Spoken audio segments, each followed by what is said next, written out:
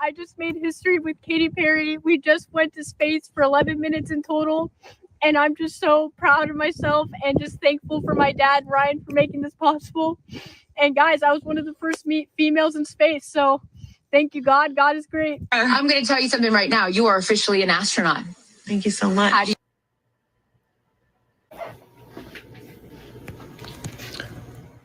I'm officially a firefighter.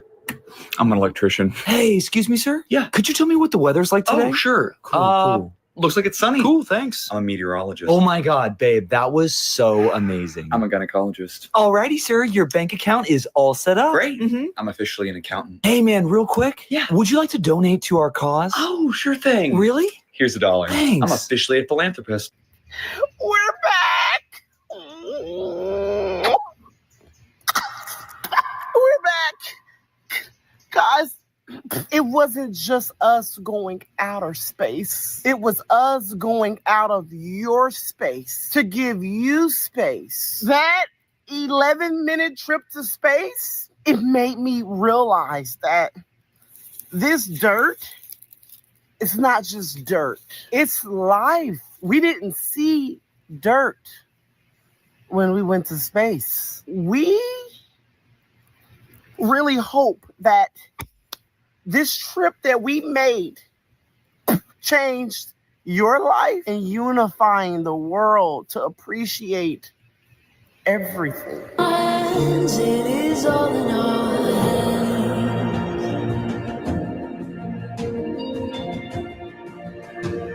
Taking up space.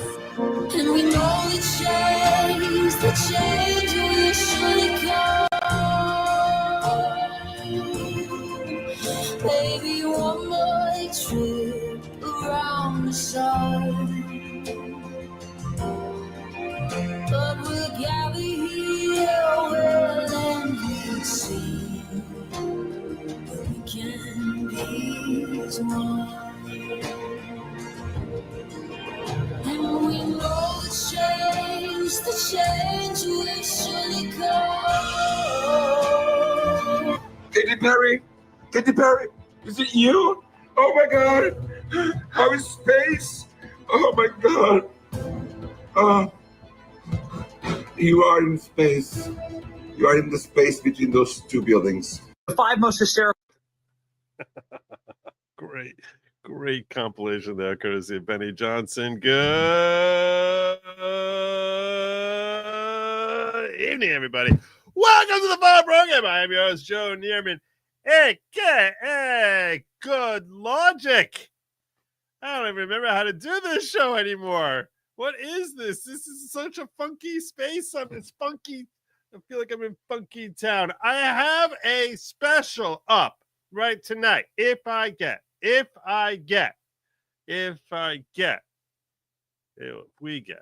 we work together as a team. If we have 15 or more yellow super chats, sell yellow or higher, could be higher.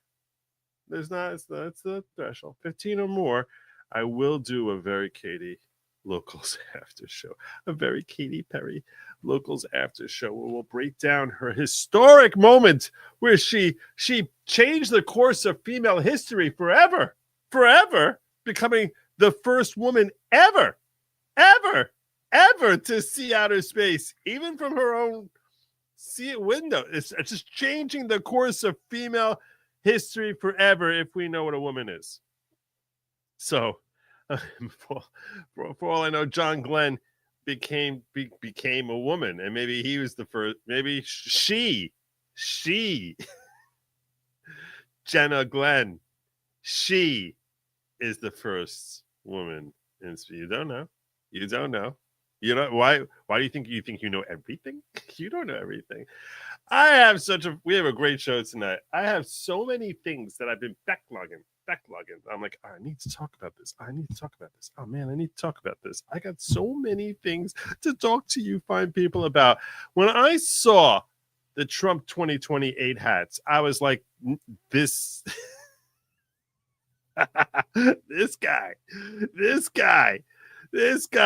the Trump 2028 hats that I have up in my thumbnail.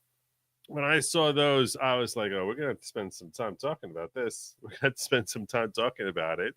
And every time I turn on a news story, that's first up. We need to talk about that. We also need to talk about how you cannot Kilmar Abrego Garcia, Judge Dugan, and countless others are determined to destroy, utterly destroy the Democratic Party. Utterly destroy them. And they are so happily just running face first into this blender. There's like this big, massive political blender that's like, and they're just like, me next. So stupid. Oh my God, it's so stupid. It's deliciously stupid. Deliciously stupid. And it's never ending. It's not just the politicians. Now we're seeing judges who are willing to fall on their own sword to save one more abuela. And whining about with the ridiculous gaslighting about how Trump is deporting cancer children. He's deporting cancer Americans with cancer. He's getting rid of them all.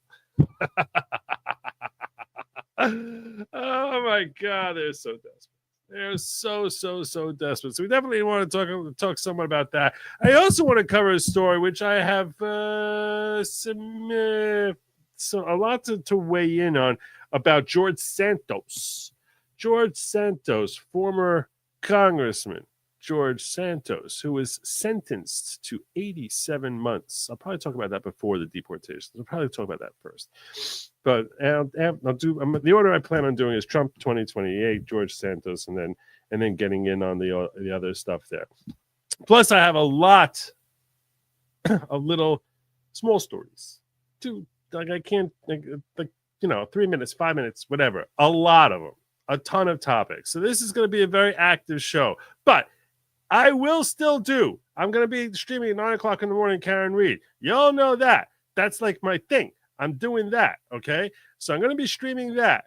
But if the super chats are coming in, I'm still going to do a very Katy Perry Locals.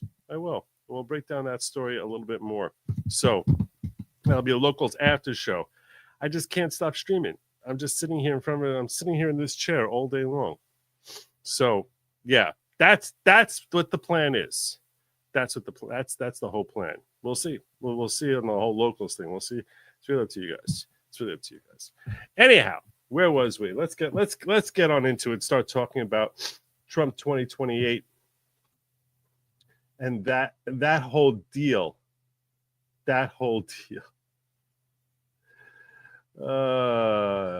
First I saw was from Nick Sorter, friend of mine, Nick Sorter. Never met him, but I've spoken with him enough that I'll consider him a friendly acquaintance. We'll call him that. Nick Sorter is saying, LMAO, Trump's official online store just released a Trump 2028 hat. Cue the legacy media meltdown. Trump 2028. Gulf America, yet another Trump development. Oh my God. Sarah Rose is also saying, incoming meltdown, ear-piercing screams from the left. Official Trump store has started selling Trump 2028 hats for $50. $50 for a Trump 2028 hat. You know I got to get one, right? You know I do. You know I have to get one. I need me a Trump 2028 hat. I do. And as predictable as sun rising in the east and dew in the morning, sure enough, the left had their little meltdowns. No Lie with Brian Taylor Cohen. If you have to call yourself No Lie, yeah. You it's because too often you've been accused. Too often. And there it is. Donald Trump's now selling Trump 2028 hats on official website, even though it's unconstitutional for him to run again. Unconstitutional. He's breaking the law. He's breaking the law again. He's going to be a dictator for life. That's just going to happen. I think I weighed in on that. I'll come back to that in a moment. Ed Krasnstein saying, breaking, Trump has officially begun selling 2028 hats on his Trump organization website. Trump wants to be Putin so bad. The ad description says, rewrite the rules. Rewrite the rules. Yeah, there we go. That's just 22nd Amendment. Little redlining. Get out the little red line pen. Get a little white out.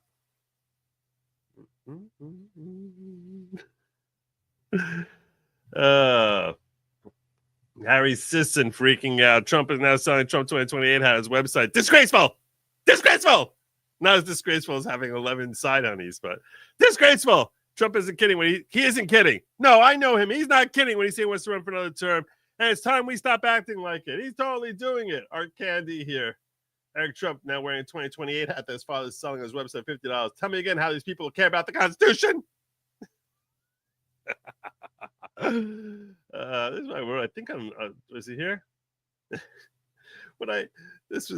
I knew sometimes once in a while, this was a moment for me to write something that I knew was going to be ratioed. I knew it was because I'm going like when you go on and I'm going to write something inherently stupid, and it was intentionally stupid. Something intentionally stupid that I know I'm gonna, and I'm doing it on a lefties thing. I know I'm gonna get ratioed, but I was like, if Trump can roll out the Trump 2028 hats to troll the left and make them think, oh my God, this is gonna really happen. This really may happen. This really could happen. So I had to come in with my own little troll of, but is it really unconstitutional? Now, to answer my own question, the answer to that question is yes, it's totally unconstitutional. Of course it is. Of course it is. This is not happening. It's not happening. I mean, look, maybe Ivanka, that could happen. Ivanka Trump, that would be Trump 2028. Maybe Don Jr. Maybe. But yeah, Trump. Some people who have pie in the sky thinking are like, it's referring to consecutive terms. No. Nowhere the 22nd Amendment does it say back-to-back consecutive. Doesn't say that anywhere. So, yeah, there's no way that exception is going to be read into the Constitution courtesy of our not very Trump-friendly Supreme Court. So, yeah, and frankly, it shouldn't be in there. You want to see Barack Obama running again? I don't think so. You want to see that? I don't want to see that.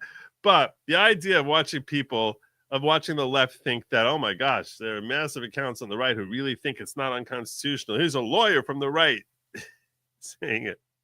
I knew they were going to get upset at me. 73 comments. What do we got here? Yes, it is. 22nd Amendment. He has 2 sons, all in Canada, last name Trump. You retards? Yeah, that's true. There you go.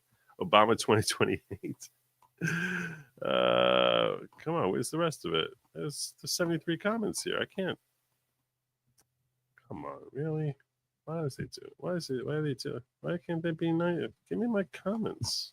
That's why I did it, for the comments. Some of them were so mad at me.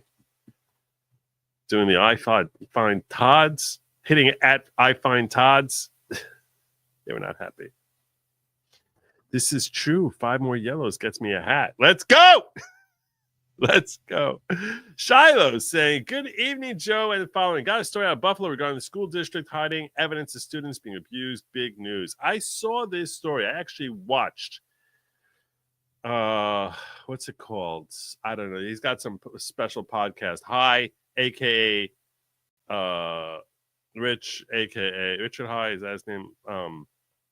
Angry Cops guy, sitting and talking about how he's a cop who works in Buffalo, and he's breaking this story about how in Buffalo, the public school system there is basically covering for assaulting youngins, like grades 1 through 5.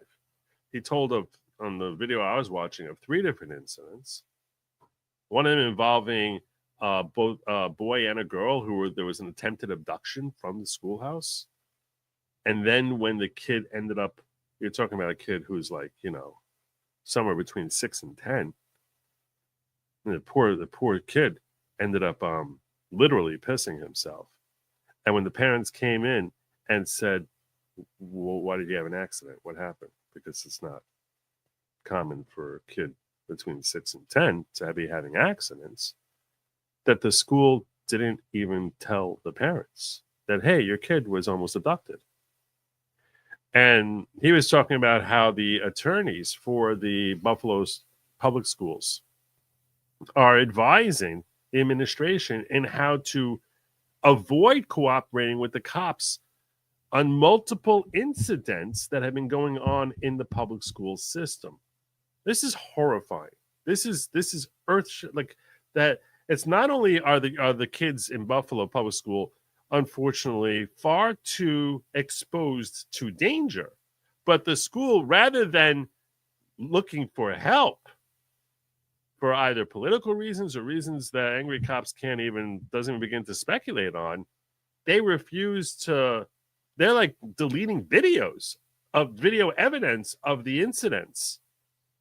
And these people should be prosecuted. These people are obstructing justice. These are people who should be going to jail for a long, long time, because you're taking the most precious resource we have. Our youth are our most precious resource. It's not even close. It's not even close. And you're exposing them to risk, and not only exposing them to risk, refusing to ameliorate the dangers, to ameliorate the situation by dealing with the dangers and protecting via obstruction the perpetrators. There were 2 other incidents he talked about in that video. It's horrible. It's horrible. And I don't know if I hope it's just in Buffalo. I don't know if this is happening in other schools across the country. Horrible. Horrible. So yeah, thank you for calling that out.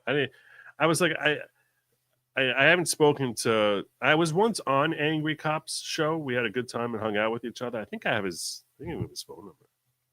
I saw he had a legal question that he wasn't sure about. What happened was that the legal question he had. I should get this out there. I should probably call him about this. Look, I'm not a criminal defense attorney or prosecutor, but I do understand rules of evidence, and he was a little confused. Someone had taken a video before the school video had been deleted, which it was. Someone took a video of that, of the school security system, and saved it. So they have that, but not the original. The original has been deleted. And he was a little confused why it is that the video of that is not sufficient evidence. The answer to that question is, if the original has been deleted, it likely should be deemed sufficient evidence if you can sufficiently validate it. In that case, it can be admitted as evidence. There is a concept in our judiciary of the best evidence rule. So if I take a video if there's something happens on a video that will be incriminating someone, and someone else shoots a video of that or reshares it and whatever, you're under the rules of evidence. You're supposed to use the best evidence, the most primary source. So a copy of something is invariably going to be worse than an original. But when the original is no longer available, as long as you can validate that it's a proper copy of the original and go through the chains of to show that it's fairly and accurately depicting what was captured on that video, and you have someone validate that second video, and someone else would validate that yes, that is consistent with what.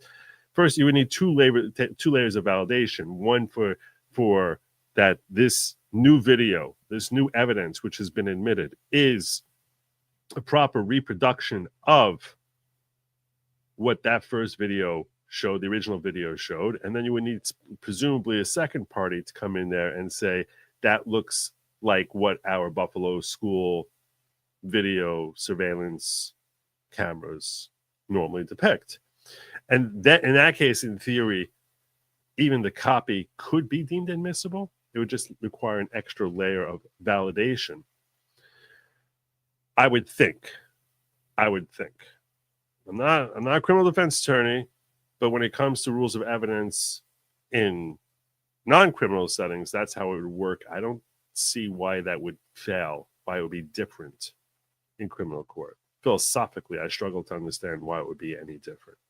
But he was a little confused about like why he didn't just explaining how that whole validation thing works. That he's doing the investigation himself. He's working up in Buffalo, and he's like, they're telling me they can't use this. I was like, they can't use it without having an extra layer of validation. But if they have an extra layer of validation, the original is destroyed. Should be able to use it. But yeah, again, I'm not familiar with criminal prosecution and what standards they have with respect to evidence in Buffalo specifically. But I would think it would work. That's what my gut would say. Trump can be in the White House for 16 more years. Don Damas Jr. for 8, Eric for 8. You're leaving out. Could be Trump 2030. Rolling with Florida. Yeah, let me tell you something. When in a year or two ago, I was telling my audience that the one Democrat who scares me more than anyone, who I think would be unbeatable or really difficult for anyone on the right to beat, is Michelle Obama. I mean, I thought about Oprah. She'd be like a little scary. I think Michelle Obama is in certain ways scarier. I think that she's a very dangerous hurdle.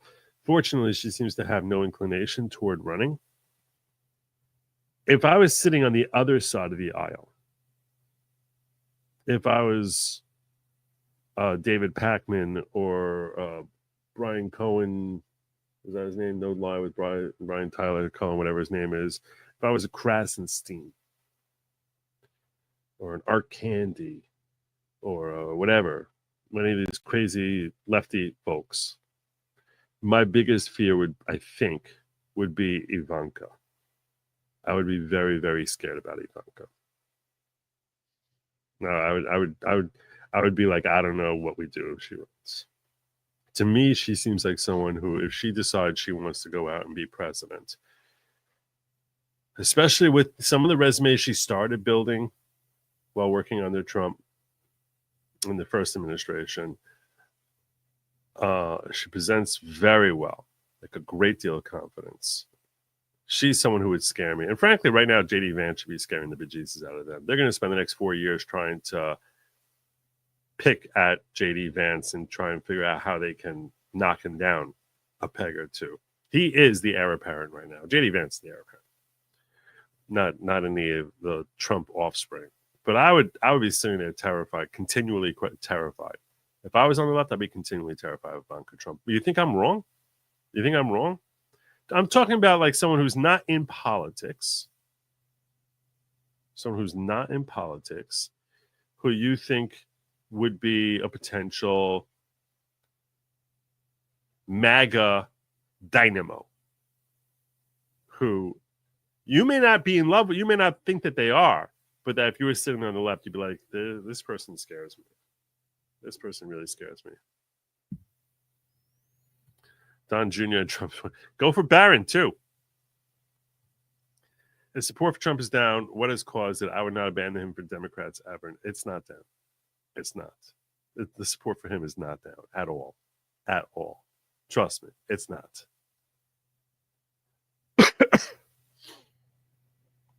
It's not down in the slightest. So don't you worry your pretty little head about it, Lily. Don't you worry about it. Yeah. So there you go. That's Trump 2028. So here's the thing.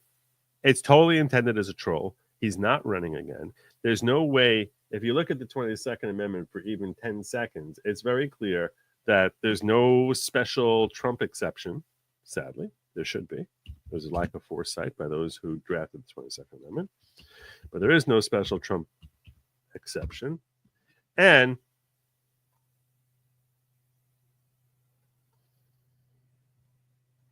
the language of it is pretty clear here. No person shall be elected to the office of president more than twice. And no person who has held the office of president or acts as president for more than 2 years of a term to which some other person was elected president shall be elected to the office of president more than once. So if someone steps in a year into someone else's reign, that balance of the 4 years is considered for him as 4 years. This article shall not apply to any person holding the office of president when this article is proposed by the Congress, and shall not prevent any person who may be holding the office of president or acting as president during the term within which the article becomes operative from holding the office of president or acting as president during the remainder of such term. A lot of people somehow try twisting this last part into saying that there's an exception if it's not consecutive. Whoever's trying to read it that way is confused, because this is simply saying that at the time this becomes law, if someone is sitting in office, we're going to let them finish that term out. So, yeah, this is not, there's no exception here for lack of consecutiveness.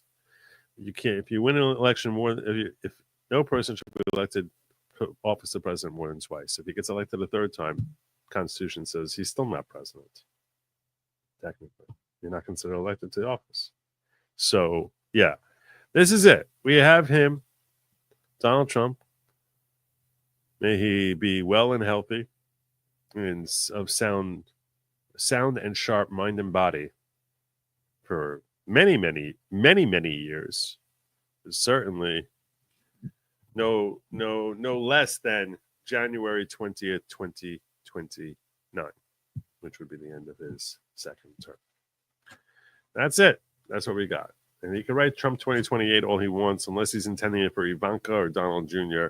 It does not seem like it's going to go very far. It's not making it. It's not making it. It's a great troll. Great troll. A phenomenal troll. Exceptional troll. It's not anything. That's not happening. That's not happening. What's also not happening is George Santos is not going to be walking free anytime soon. Now, I want to share with you all just my personal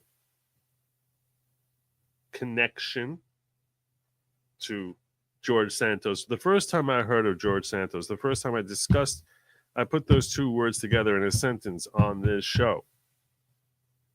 I was talking about George Santos when the news first broke about him being exposed for basically being a con man shortly after he was elected, where he had made a whole bunch of freaking statements which were very much, if not thoroughly misleading, completely untrue. Claims that he was Jewish, claims that he had worked for Bear Stearns or other big corporate Wall Street agencies, when he was a delivery guy who dropped off like pizza at Bear Stearns. He's like, I worked with Bear Stearns. I'm not Jewish. I'm Jewish. Kind of Jewy. Jewish. Claims that his mother had died in 9/11. She hadn't. Just all sorts of things that were, frankly, hilarious. I'm not going to kid you. Outright hilarious. And while I was like, I sort of felt when I was covering that story that this is both funny and kind of a little embarrassing, that, like, you know, this is a guy on the right. Then he got sworn in. And when he was sworn into office, his voting record was exceptional. I mean, phenomenal. He was great. He was really, really great. He was. I was like, look, this guy's a con man and everything like that, but he votes the way we should. We should be praying every congressman and woman should be voting. He says things that are really based. Guy was awesome. He was really, really awesome. Then I got to hear him on Spaces. And when I was listening to him on Spaces, I was like, he shares behind the scenes stuff that no one else shares, that he doesn't cheese it up at all. He's like, no, this is what's happening there. This guy over there, he's like, you want to know who your troublemakers are? Look at all the people you want to know who the problem people are? I can tell you very easy. If you want to know who the problem neocons are, he once said this to me on a space. This is this man right here, George Santos. He said to me on a space once, you want to know who the problem people are? Look at the 20 to 30 people who voted against Jim Jordan for speaker. Those are your problem people right there. They expose themselves right there. No one knew it. Only we who argue with these folks in the back rooms of Congress, when we're trying to whip up votes, we're the ones who know that those are the hardcore, diehard neocons. But he goes, you want to know who they are? Look up who voted against Jim Jordan. Those are your diehard neocons. Those are the ones who need to be primary. No one else saying that. Even Matt Gaetz wasn't saying that. Now, some people would say you can't trust him because, it seems as if he's a very dishonest person, and there are claims you can make about his dishonesty, but I've never seen anything that he's talking about with respect to politics ever be proven to be untrue. So, and CD117 here is making a good point. He was qualified. He was a con man. Yeah, exactly. Yeah. So, someone else saying that his Liberty score was through the roof. The guy was great. He was great. We should be praying that every one of our congressional leaders vote like he does. Then, after I first started hearing him on Spaces, I started being on panels on Spaces with him and interacting with him, and we started becoming friendly. I don't think I have his phone number. I don't think I got to that point. But he actually DM'd me one time, and he was like, we should go out for dinner. Like, this was like 6 months ago. We should go out for dinner, grab a beer or something like that, and hang out one night. And I was like, oh, that'd be cool. Hang out and spend a night hanging out with a congressman. At the time, he still was a congressman. I was like, that'd be cool. Yeah, sure, let's do it. So, and he's became a very big fan of me personally. Like, he would invite, and whenever I jumped into his space, it got to a point where he would just throw me up in the panel, put everyone aside, be like, good Lawgic, what do you think on this issue? So he very clearly held a deep, I think still holds deep respect for my opinion, my perspective on things. And I think a lot of things that we said, one of the things that he has a capacity to do better than most politicians is he has a capacity to actually engage with people on the left. And I think he saw that I was able to engage people on the left rather than just, punch first, ask questions later, that I could hold my own while still being able to give enough space to encourage dialogue. So we could start to understand where the other side is coming from. And then if there was something ugly from my own side, I'd be like, yeah, that's ugly. It's there. It's ugly. And I wish it wasn't there. I don't like what this person on my side of the aisle said or did. And I don't lionize people or, sugarcoat. I'll be like, no, that's a bad thing. So he seemed to genuinely like me. Then I hear about these claims against him, these federal charges. So that's the nature of our relationship. So we have like a developing friendship there. Then there's these federal charges that he got hit with.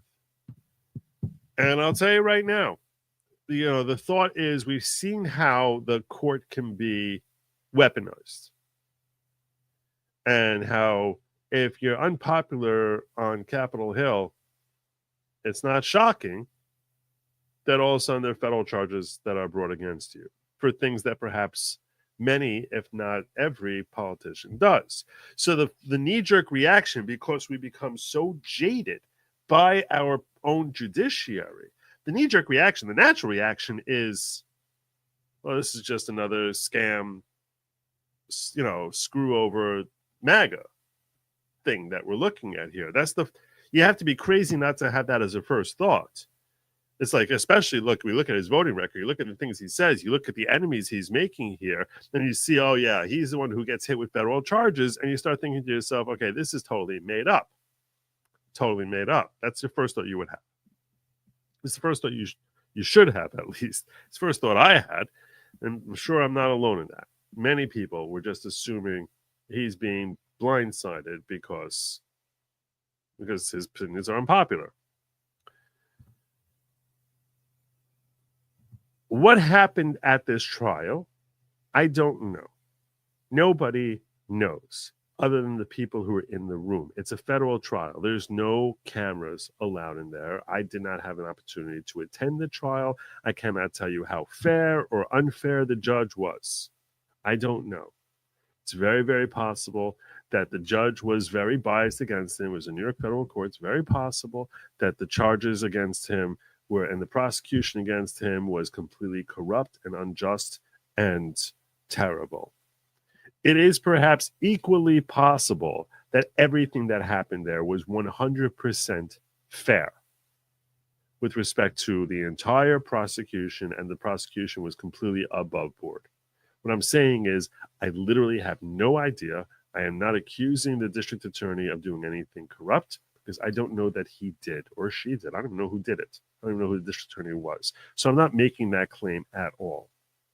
I will also go one step further, which is on Friday, I was on a space in X with a guy who was a former campaign advisor to George Santos, who said that these charges against George Santos are true. And this guy is a diehard MAGA guy. He's like, look, I like him. I got him elected. And I was campaign manager for this guy. I look at that as a feather in my cap that we managed to con the entire world into voting for this guy. Okay? Because I love the work he did there. But I'll tell you right now, he owes me personally $27,000 for my services that he keeps saying he'll pay, and he never has. Because what he was charged with was, misusing his campaign funds.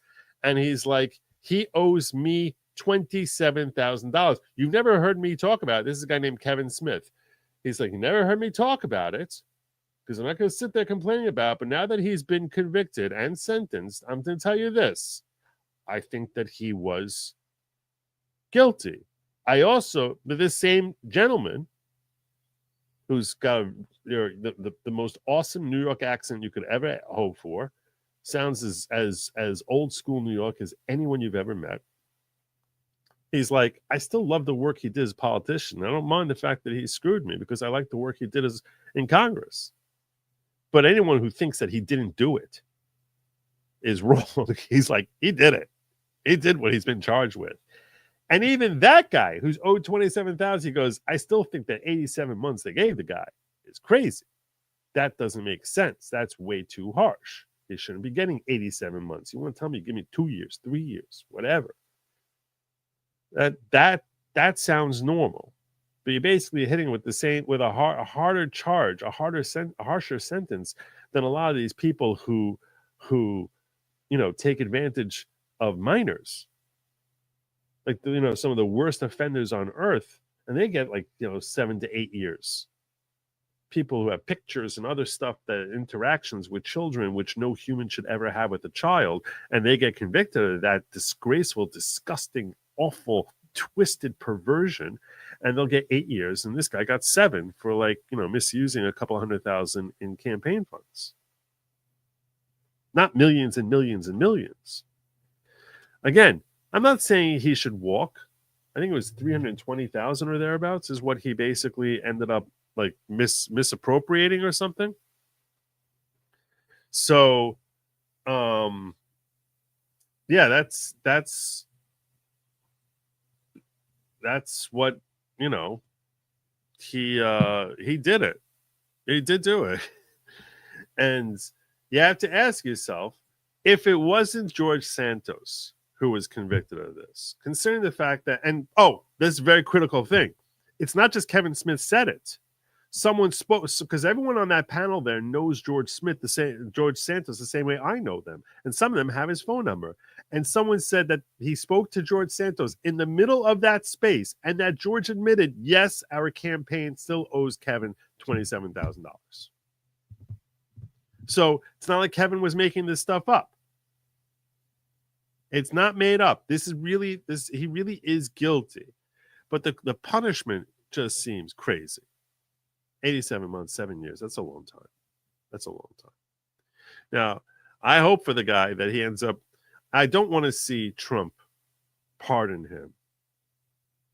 I think that it's politically disastrous if he does, and it just looks as if the Republicans don't care about people, other Republicans breaking the law. It's just terrible, and I do think he deserves some punishment. Now, if Trump decides on January 19th, 2029, to commute his sentence, and now at that point, George has served 3.5 years. That seems to be an appropriate level punishment. That I would highly endorse. They say that when you get 7 years, that actual service time is probably going to be close to like 4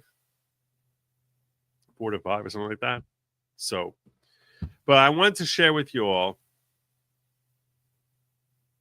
Let me just do a quick look around here, make sure I'm not missing anything going on in Rumble. If you could please hit the like and subscribe, I'd really appreciate it. Really, the numbers are very. I feel like I'm choking on the numbers. Really, whenever I look at my numbers, I'm getting very aggravated. Very, very aggravated by my numbers.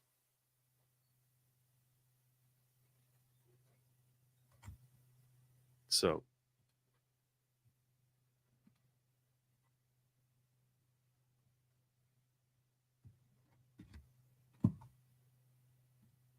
Look at this.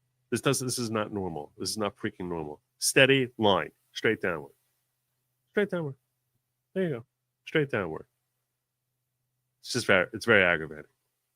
I was at 102,000. I don't even know when this was. This is straight down line. Nothing I can do. Very helpless feeling.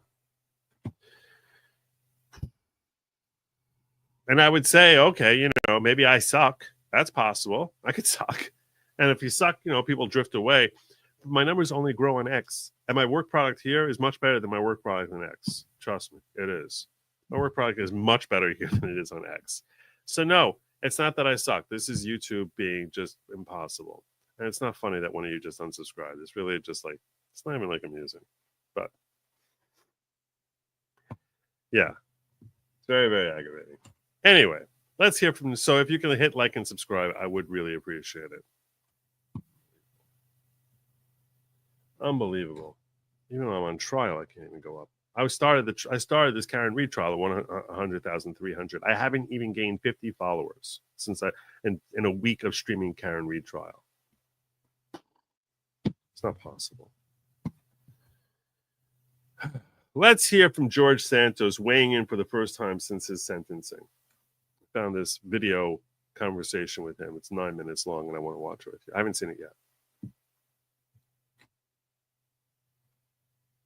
I'm South Shore Press News Director Stefan Mihailu, joined by George Santos. George, under the circumstances, how are you? Steph, it's hard to equate. How am I? I've been somewhat resigned of reality. I still try to maintain my personality. I don't break who I am, but it's not fun. It's not fun at all. Look, I went into court last Friday. 2 things: to be held accountable and fully cognizant of my situation, and remorseful for some of the stupid things I've done, and repentant.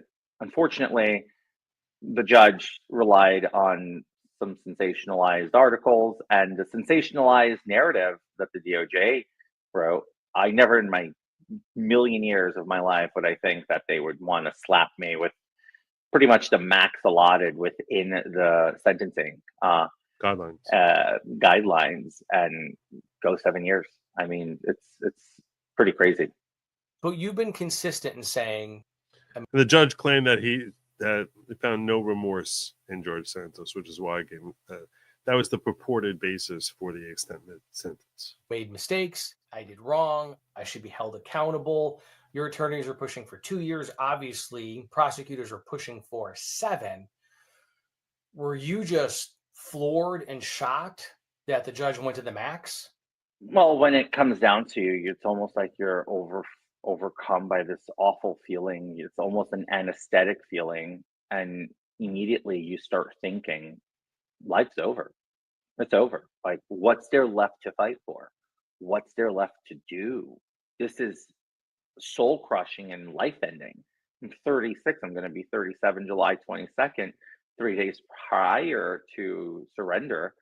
We're looking at a 44-year-old person coming out of this 7 years later. I'm going to call There's this not guy. much you can achieve. Especially when you've been no, gone for so that's long. crap. So No, that's this crap, realization George. that That is you put garbage. yourself in this predicament. No, no, no, no, no, no, no, no, no, no, no, no. You can come back from this. You can come back from this. No, George. I'm serious. I know it sounds. I'm. No. I need to get a hold of this guy. I hadn't watched this yet. You're watching me watching this for the first time. He's talking terrible. He's talking terrible, and this is not how he should be talking at all. At all. First of all, 7 years is not 7 years. Second of all, he'll probably be out before Trump is out of office. Very high chance he gets out before Trump is out of office. He'll have his sentence commuted.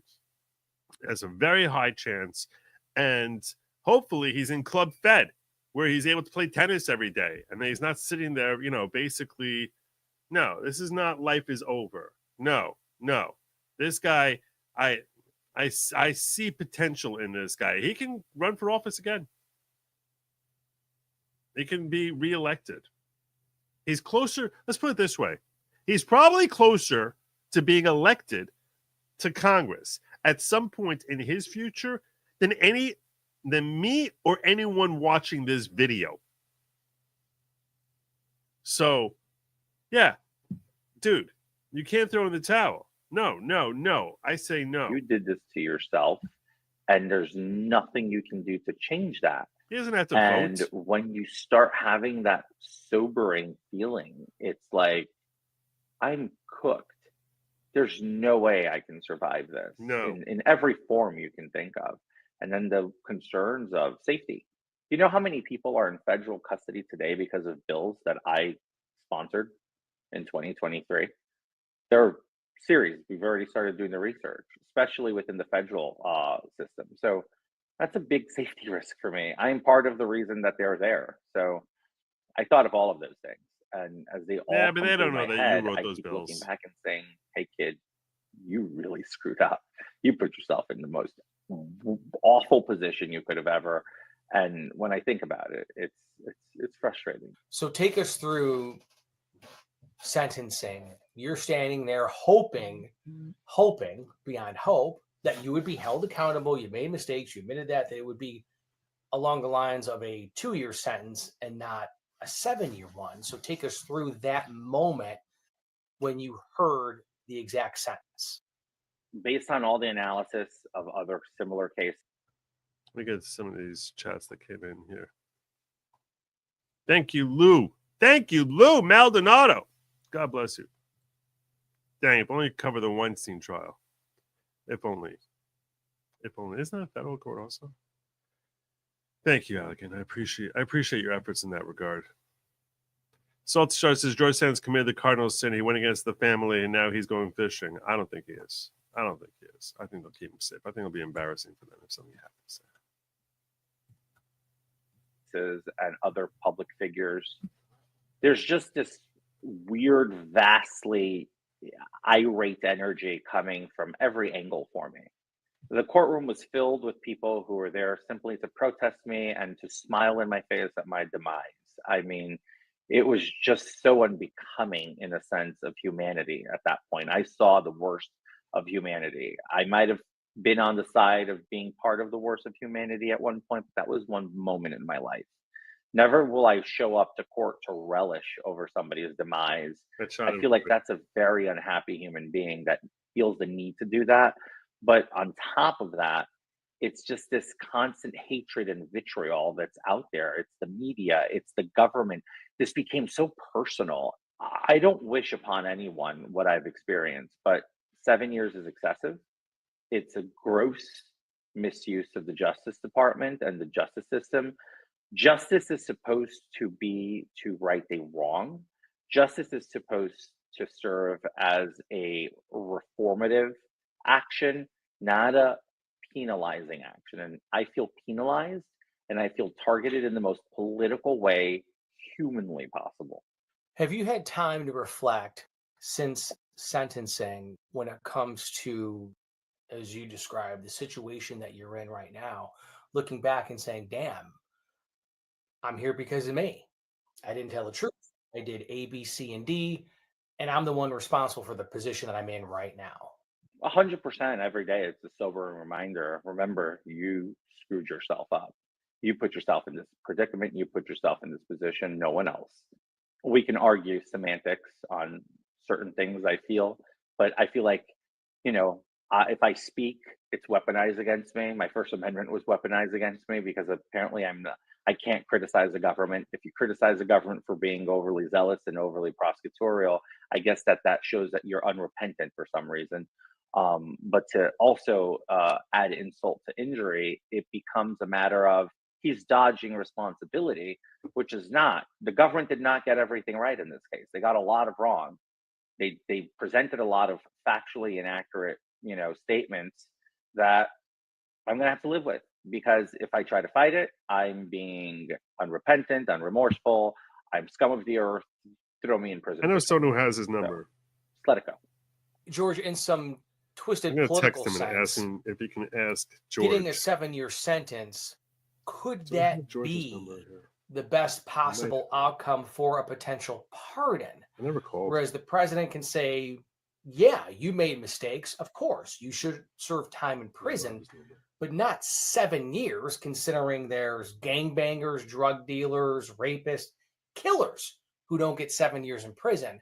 So is it almost, I don't want to use the word blessing, but is it a potential best outcome, whereas the president can say, wow, yeah, you got to be punished, but 7 years is excessive? I think that the powers of the pardon are plenary, and the president can choose to do what he wants with them. Obviously, I am now seeking a disposition and assistance from the president because I do believe that there's been a gross misuse of justice, a gross misuse of the powers of the judicial system rendered in this case. If you really compare it apples to apples, and unfortunately, I was compared to oranges. I'm not going to say it's a blessing, because I would rather live in a world where the judicial system and the Justice Department is fair, and we don't have to resort to asking for help and clemency from the president because of politically motivated sentences. That being said, I just want to remind you that there are people in this country who have committed rape, murder, and in some cases, multi-million-dollar schemes to launder money or to actually defraud people with they get much plenty less. of victims who lose Much less. everything, and they're not getting 7 years. So I'm not dodging that. I'm just pointing out the political nature of this. This is for sure a political decision. This was a massively politically inclined prosecution because my number one sin and biggest crime in life was flipping a congressional seat. We all know that. Without that, they wouldn't even look at me. And then obviously, whoa, what happened? Sorry. I'm to fault for much of what came afterwards, but that's just how I feel about this. So what would you say to President Trump about the fact that, sure, I made mistakes, I should be punished, but 7 years is ridiculously long and not right for the crime? Oh, my pitch to the president is simple. He's no stranger to an excessive judicial department. He's not a stranger to a government hell-bent on destroying a person. He's been on the receiving end of that. Hell, he still is to a certain degree. So I hope that he can find it in his heart and I don't think he's going to get right through this and understand that I would not be here asking, as I had not asked, I had not petitioned him publicly or anyone in the administration publicly up until after the sentencing, because the sentencing was overkill. Had this not been the case, I wouldn't even be having this conversation. But because I believe so strongly that this is a definitely politicized sentence and a definitely overreach of the judicial system and the Department of Justice, I'm asking him and imploring him for clemency, because this is not how justice should be rendered in this country. Wow. Wow. So I already texted a friend of mine who I know has his number. Well, I won't be coy with you all. So I know Diligent, who I've appeared on spaces with, and I met Diligent in Diligent Denizen. That's his name on X. That Diligent has George Santos's number. So I know because he was calling George when I was in DC. So I texted him and I said, I really want to talk to Santos and help him. Can you give him my number and tell him I asked him to text me? And he already responded with a yes.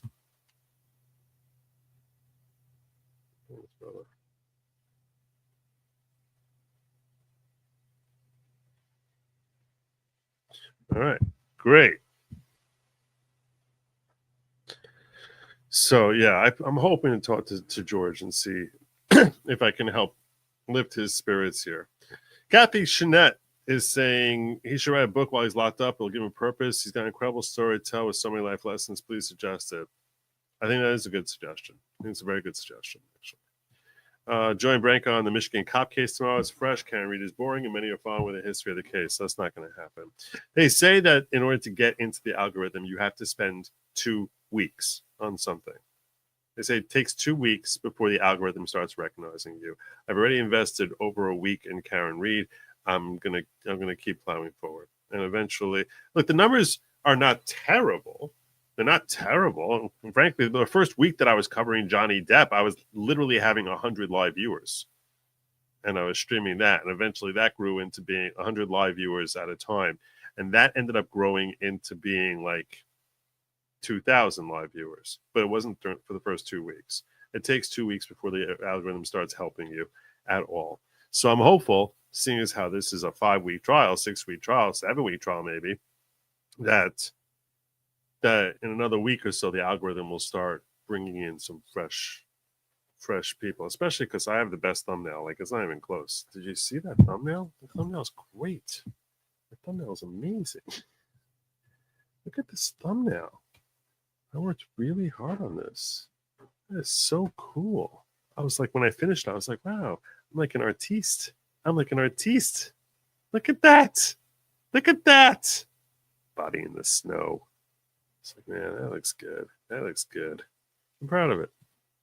So hopefully that draws in some fresh faces, fresh eyes. I don't know. We'll see. We'll see. Liz! Oh, God bless you, Liz. Joe, running around today, my heart was smacked with gratitude. America is the best country in the world. Amen to that.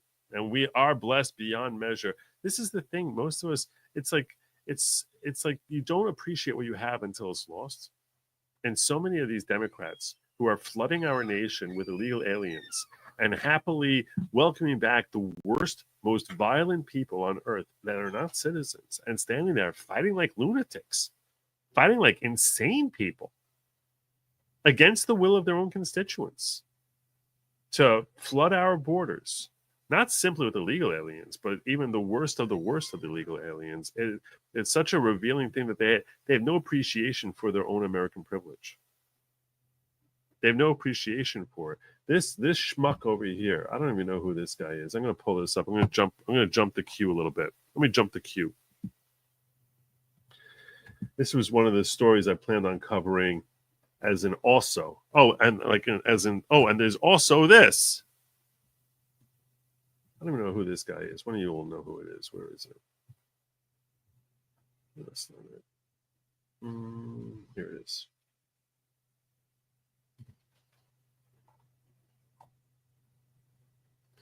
Shri Thanadar, Democrat from Michigan. Shri Thanadar, Democrat from Michigan. Audacity of this guy. I'm going to come to this in a moment. Liz, I'm going to come back to you in a moment here, because I think that so many of us don't appreciate how blessed we are. And it's awesome that you do, Liz. Thank you. POTUS can also commute sentences to less time, could still give him 2 years. Yeah, there's no reason for him to do that until after. I don't want to see him do that until after the November 28th elections, honestly. He really should get like 3 years. So if he commutes the sentence after the November elections, it's why do it now? Can anything be done about political prosecutions or sentences except a pardon? There's commuting, which is what Allegan was talking about. Mama Pillow member for 6 months. There is such a thing as commuting, like shortening a sentence. Not really. No, sadly. Other than, electing out the prosecutors. That's a lengthy process. Carrie faced challenges entering the existing audience, considering joining with Nick like Branca did. Yeah, I was there on Friday. I don't know if you caught my show on Friday. On Friday, I jumped in with he and Branca for a bit. Was it Friday? I think it was Friday. Yeah. So I joined in with them on that day, and Nick actually invited me today. I didn't see it, but he actually invited me to jump back in with him today. I was thinking I would probably split my day up somewhat. Well, have morning solo, because I like solo and I also like panels, and there's different benefits to each. So I'll probably split my day up, where maybe mornings I'll be solo and afternoons I'll do panel, and maybe get a feel. Maybe try that out. That was a suggestion someone had, because when I put a poll up as to which type of coverage people prefer, it was literally 51-49. And depending on what minute I ended the poll, it would have been the other side winning. So it was just jumping back and forth between panel, solo, panel, solo, panel, solo. Because the advantage to solo is that I can freeze it whenever I want, talk to the audience for 20, 30 seconds. And then catch up at my leisure. And I also don't have to worry that I'm over talking other people. Disadvantage is that when it's slow and boring, or there are breaks and stuff like that, it sort of might look like I'm filling time, till something's happening. So it's definitely much easier if you're working with someone. Ohio is ending qualified immunity. Let's watch it spread to the other 49. Let's hope so. Good to see you tonight, Joe. This guy's over a year, 14 months. Working on work while I listen tonight. God bless you, GB. Thank you so much. I'm glad you able to stop on in here. I hope I'm probably not too distracted. Hopefully the dulcet tones don't put you to sleep. Hopefully they don't. Hopefully they don't. So coming back to what Liz was talking about over here, and having appreciation for being an American. Dinesh D'Souza tweeted this out. If this guy lived in India, he would be a municipal clerk or waiter. Here he thrives because of diversity. On the left, his broken English and semi-illiterate solecisms are seen as positive traits. We need fewer people like him in this country. This is true. We do. This is true. We really do. Listen to this guy here. He's advocating to have Trump impeached, this jackass. This is Democrat from Michigan, Shri something. I don't even know his name. Danadwar or something like that. This is Congressman Shri Thanedar. Donald Trump has already done real damage to our democracy, but defying a unanimous 9-0 Supreme Court ruling, that has to be the final straw. It's time we impeach. He didn't defy it. He didn't defy them at all.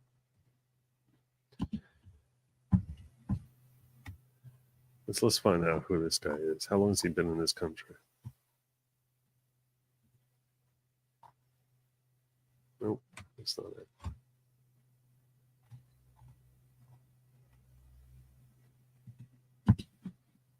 He wasn't born here, right? I mean, I'd be surprised if he was.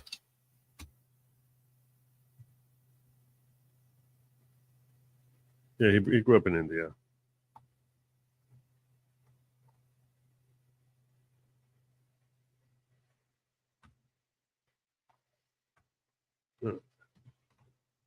Donald J. Trump. The court said the wrongfully deported Kilmer Garcia must be allowed to return and receive due process. Trump ignored it. No, he didn't ignore it. He didn't ignore it. And the follow-up orders were no better. They were one screw up after another on those follow-up orders. The court said you have to clarify what it is you're asking of him. So you're either a liar or an idiot. Ignored the Constitution. He ignored the very checks and balances that keep our democracy intact. Wrong, wrong, wrong, wrong, wrong, wrong, wrong. Court said you have to clarify what you mean. And the lower court still hasn't done that. And then her stupid follow-up decision was affirmed by the circuit court. So you're wrong. It's so pathetic how they fight for this gangbanger to be brought back to this country. Gangbanger non-citizens to be brought back to this country. It isn't an isolated incident. It's part of a dangerous, deliberate pattern. It's like, I don't need this guy explaining to me what the Constitution says. I don't need him misleading. So he comes to this country, becomes a congressman, and starts misleading Americans about what the Constitution says. This is outrageous. This is a lack of appreciation of the American privilege that's been gifted upon him. I assume this guy's currently a citizen of the United States and is entitled thereby to the full privileges of being an American citizen that you or I have. But I'm saying this is disgraceful. This is disgraceful. He becomes a congressman and gaslights the world about what the hell the Constitution says. That's why today I introduced a resolution to impeach Donald J. Trump, outlining 7 articles of impeachment. Article 1, outlining obstruction of justice and abuse of executive power, from denying due process to unlawful deportations. What's the obstruction? What are you talking Trump about? defied court orders. No, he didn't defy court orders. Quite the contrary. Quite the contrary. The court stepped out of its zone in issuing orders that violated the Constitution. That's what the court has done over and over again, with one ridiculous TRO after another that was infringing on his Article 2 powers. Clown. Article 2, taking away Congress's power of the purse. Trump dismantled agencies and froze funds without permission. That's his right. It's like they had no clue what Article 2 powers are, and they're sitting here saying that we're going to impeach him because they just clearly just don't understand how the Constitution works. Just disgusting. From disgraceful. You're sitting here swallowing nervously like you're terrified to actually be making a video. How much money he must have spent to become a congressman. This is just ridiculous. This is just so freaking asinine. With his stupid mop head hair, and he looks like he's 430 years old, and he's sitting here misexplaining the Constitution to the American people and wasting our time by trying to introduce articles of impeachment on their bases that make absolutely no sense if you actually sat down and read the Constitution. Article 3, abuse of trade powers and international aggression. Yeah, he has that right. He imposed damaging tariffs. And that's his right. That is his friggin' right. And this is something I'm going to pause here. I'll let him say his piece here about tariffs, which I'm sure is going to be equally stupid. And then I will enlighten you about an alternative perspective about tariffs. And threatened military invasions of our allies. He can threaten whoever the hell he wants to. There's a big difference between threatening Harry S. Truman actually invading North Korea. Where was your complaint about that? Or JFK invading North Vietnam? Threatening. He can threaten whoever the hell he wants. That's the president. You don't like it, you win. Oh, yeah, you can't even run, jackass. Article 4. Okay, so let's get into the tariffs before he comes up with his stupid Article 4, this schmuck. Okay, let me break this down for you all, okay? First and foremost, the reason that folks like Rand Paul, who is starting to tick me off, and I like Rand Paul, okay? I've been holding back, biting and snapping at Rand Paul for this ridiculous take that he has as far as how that we don't need to have another king and imposing tariffs is something that's not in his powers and he can't do that. And we don't need to have no king. And this is this taxation, that representation, other ridiculous claims that he made, which I already debunked Rand Paul on that. I want to explain something to you. First and foremost is this. The reason that some people like Rand Paul and schmucky imitation monkey And when I say monkey, I mean from the monkeys with the mop top hair. Now, just so that no one thinks that I'm saying anything other than that, okay? So this guy who basically looks like he's a Davy Jones impersonator, who's sitting here explaining to us the Constitution with his broken English and trying to explain to America about how Trump has violated the Constitution. I'm going to explain something to you about the Constitution. Section 8 of Article 1 of the Constitution, which delineates the powers of Congress, says that Congress shall have the power to impose taxes, duties, and there's a third word also. And by duties, it's implied, it's referencing what today we refer to as tariffs. So what that is doing is that is introducing that Congress has this power to impose tariffs on foreign nations. Does that mean that Congress alone has that power? Does that mean they alone have that power? I respectfully submit, philosophically and fundamentally, the answer to that question is no. No, no, no, no, no, no, no, no. And the reason that is because Article 2, referencing presidential powers, gives the president sole authority over how we deal with foreign nations. So, if in dealing with foreign nations, the president were so inclined as to say anything that you're shipping to us, I'm taxing, because that's what I think we need to do for our foreign relations, that is clearly within the ambit of his authority. The only reason you don't need to even say it with respect to the presidential powers, it doesn't need to be expressly delineated as something he's allowed to do. The same way you also don't need to expressly say that he has a right to talk to foreign ministers. You want to know why? Because it's all laid out in his all-encompassing powers for how we deal with foreign nations. So what treaties we get into, all these different things are spelled out that he is the tip of the spear for how we deal with foreign nations. You don't need to spell out that he has this power to impose tariffs on other nations, because it is inherently implied in his overarching authority as being the end-all and be-all representative of the United States of America with respect to our international relationships. So I respectfully submit to you that there is no authority or need for Congress to approve or anything having to do with tariffs, and that he does unilaterally have that authority to impose tariffs, and no matter what every other person, all 330 million Americans, all 435 members of Congress feel about it, that he has that unilateral right. It's philosophically sound perspective. But in case you don't accept that, you say, Joe, I don't know. Maybe you're really stretching on that one, Joe. Maybe that's not actually, since it's not expressed in the Constitution, perhaps he doesn't actually have that power granted to him by the Constitution. And perhaps because it's specifically delineated that this goes to Congress under Article 1, even though Congress would need to have it delineated, whereas he, in his overarching powers, would not need to have it delineated. But even though they need to have it delineated, and I interpret Section 8 of Article 1 saying that you might think that Congress has no responsibility with respect to tariffs.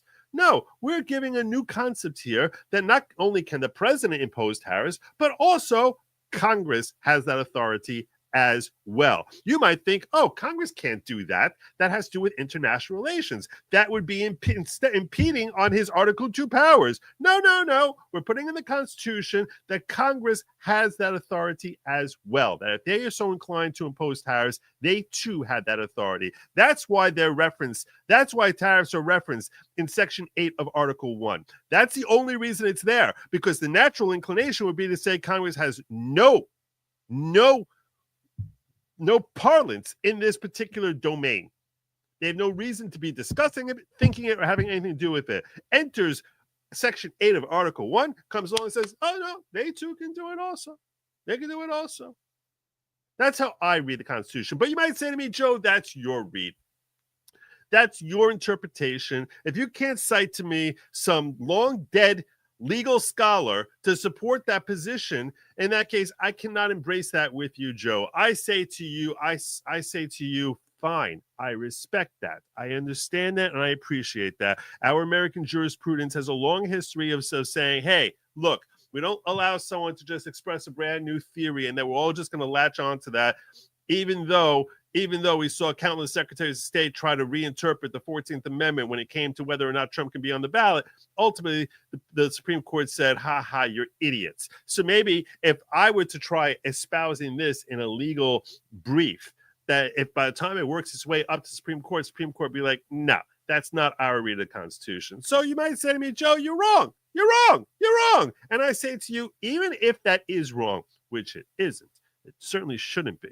But even if it is wrong, that still doesn't matter.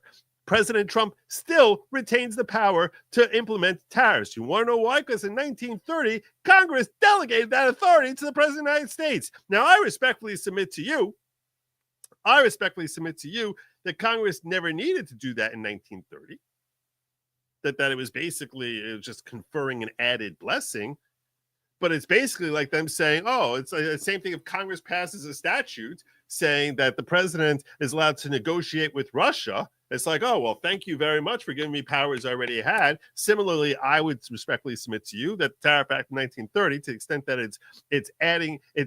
it's enabling the president to impose tariffs when he felt we were in a custom and trade war, tariffs of up to 50%.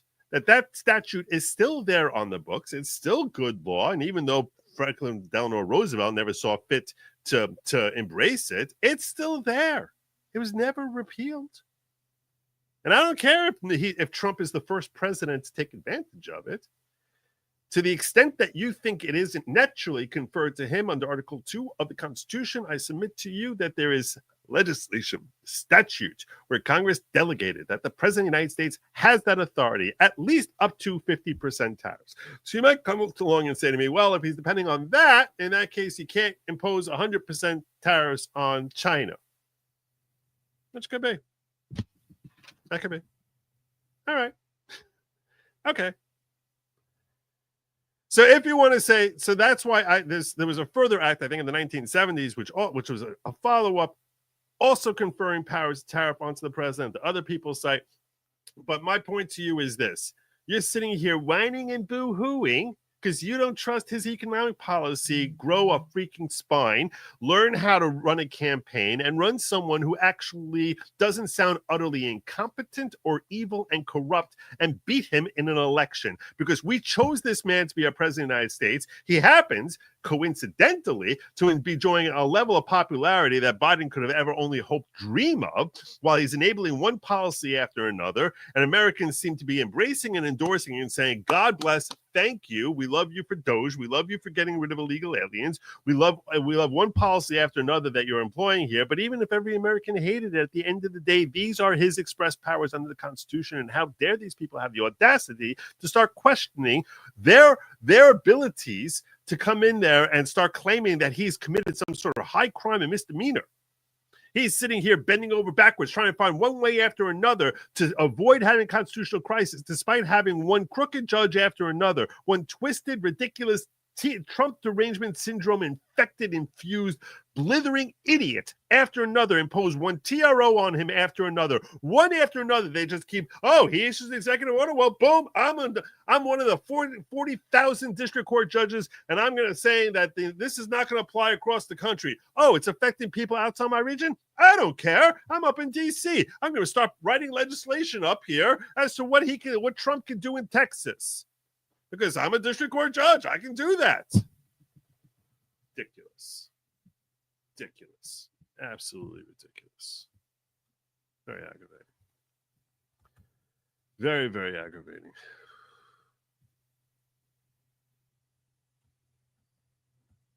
Can't even listen to this clown. I can't.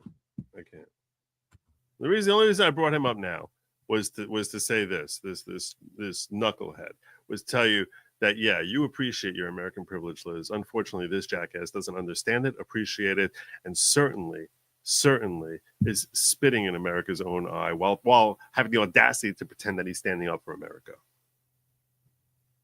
Disgraceful. Disgraceful. When you listen to the rest of his idiocy. Well, I have no idea what his last 3 points are. His first 4 was so stupid. I can't even. I'm gonna just me beating.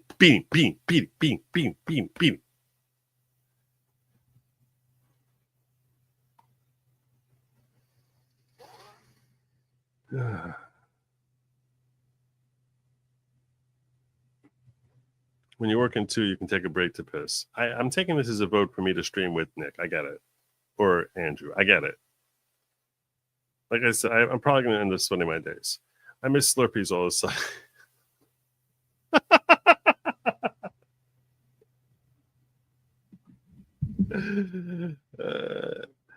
That was fun. That was funny. Give me Joe. In order to save this country, we as citizens need. I got the wrong horn for you. You got this one. In order to save this country, we as citizens need to research our candidates, state and federal, to find out who we went to Davos and pay attention to what they're saying when they talk about diversity, equity, inclusion. They are communists. I'll vote for you, Kimmy. I'll vote for you. I'll vote for you. You got my vote.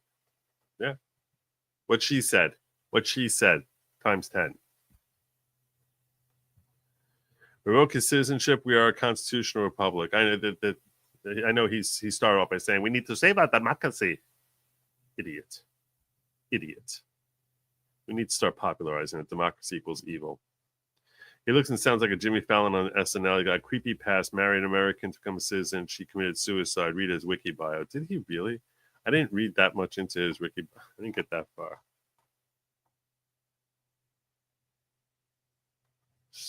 Sick man. How old is he? When was he born?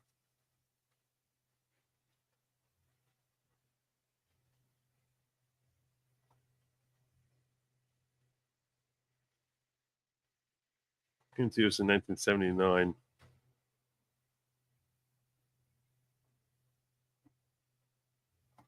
They don't tell us what year he's born.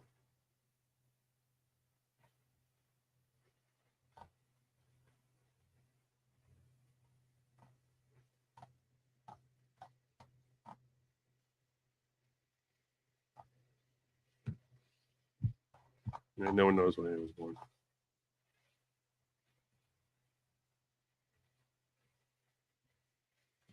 Scum of the earth. You can't remember when Joe would take a smoke break and go to 7-Eleven for coffee, then you've been on this. If you can remember when Joe would take a smoke break and go to 7-Eleven for coffee, you've been on this channel too long. Oh, those were the days. Those are the days. I don't even get to drink coffee anymore. I can't. I will say this. I did manage to bounce back from my Passover weight, my Passover weight gain. I was very pleased. Very pleased with the scale this morning. Yeah. No, it was good. Lady Lawgic's happy. She knows I've been working hard. Yeah. I got back under 215. Yeah. And then starved myself all day today. I think it actually helps, like when you like diet hard and then just take a full week off from dieting. Like it actually could end up working to my benefit. Because I sort of felt like I hit a wall at a certain point. Up in Connecticut, hit me with 20. Today I've been a member for 2 1/3 years. Learned a lot, and thanks from this paralegal. My pleasure. I appreciate your continued support. I know you've been here a while. God bless you up in Connecticut. Let's start talking about some of them crazy Democrats. Otherwise, I'm never going to wrap up this show tonight. I don't have time to cover everything I want to cover with you guys. I really, really don't. I have so much I want to cover with you, and I feel like I don't have enough time. Let's get into the Democrats. J.D. Vance, who is the heir apparent and continues to show us and remind us why he's the heir apparent to Trump. This is him talking about Abrego Garcia.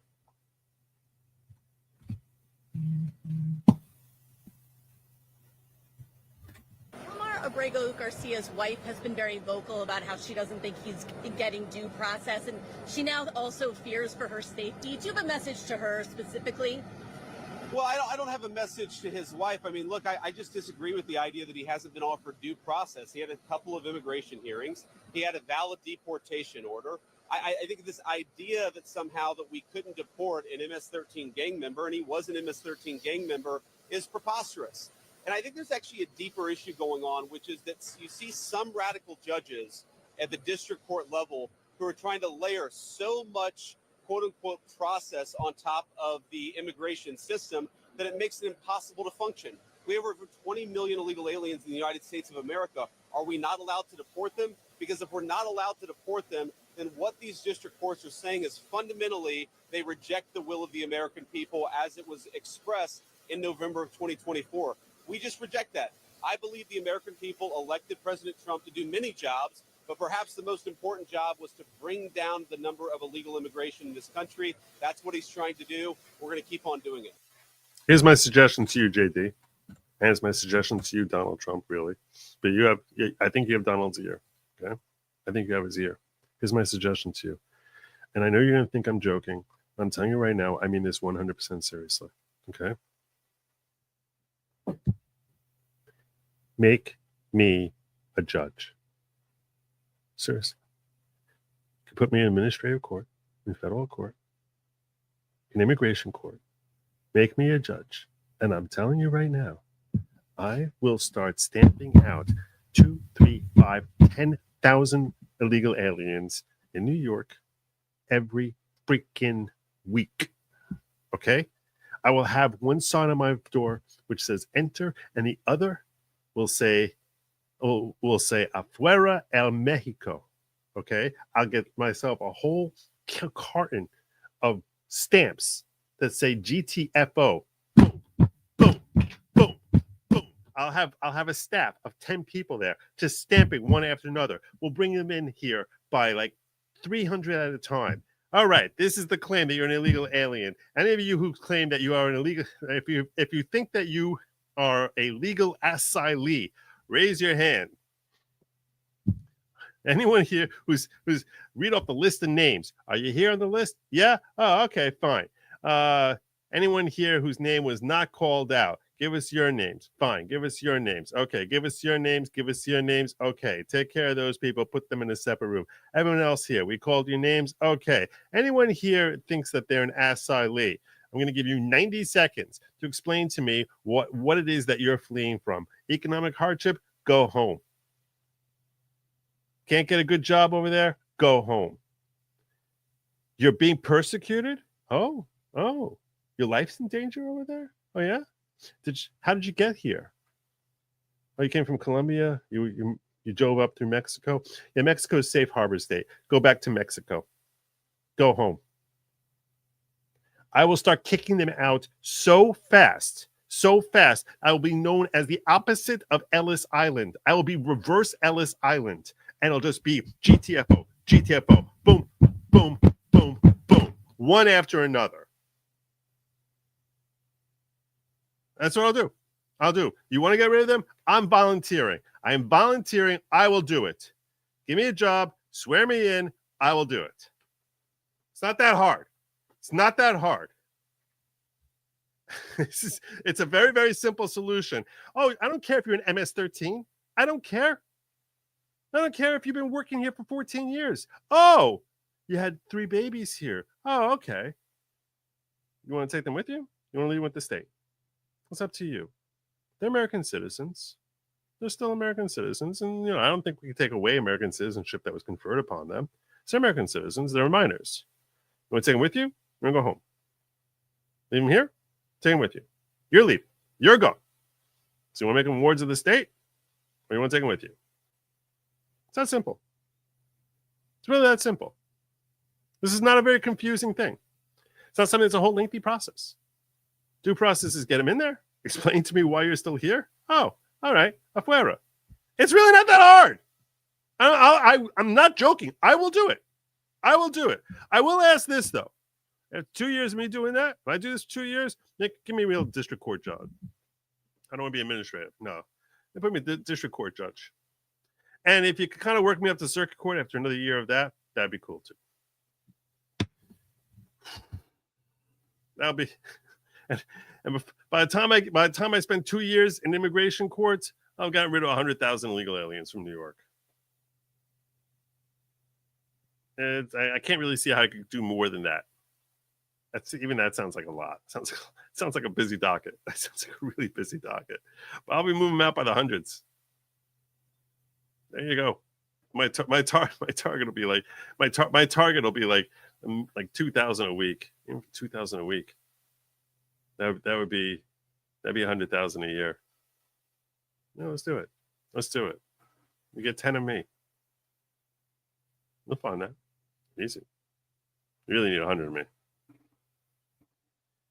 GTFO. Give me a job. I'll do it. I'm right here, volunteering. Pick me. I'm in. I won't be able to stream the Karen Reed trial. I'll try to stream at night. There you go. It's not that hard. I said, this is why I don't understand. Like, we're getting so caught up on, like, can we get rid of an MS-13? Are you joking? Are you joking? I don't care if they're actively employed. Oh, here's another thing, by the way. Oh, yeah, you don't have you're an asylee and you're indigent. Go, get out of here. We're not supporting you. Go. It's like just stop it. You can apply for citizenship the old-fashioned way. Yeah, people think that like oh my gosh, we're closing our borders. We're like we're like Russia here or something. No. Let me explain something to you. Through our legal process, before Biden came in, for the last 4 decades, we were bringing in 1 million people a year, legal, naturalized citizen, and I have no problem with that at all. Zero problem. You know how many countries have done that in the history of the world? Zero. Nobody else had a naturalization system that was nearly as progressive and advanced and as woke as ours was coming into the year 2000. Okay? We already have the most advanced, welcoming immigration system in the world, and we have had it for as long as likely you've been alive. Most of you have been alive. And we brought in more people in this country in the last 120 years than any country has ever brought in, probably arguably than every country collectively in world history. That's how welcoming we've been. Now you want to start tacking on illegal aliens? No. Sorry, ridiculous. Can't have it. Can't have it. Give me a job. I'll do it.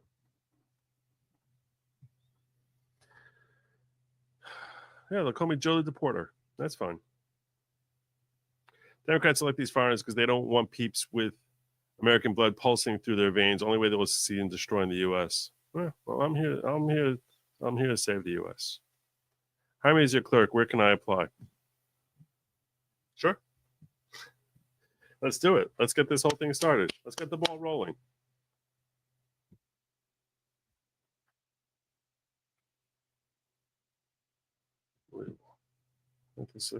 Make this like such a complicated process.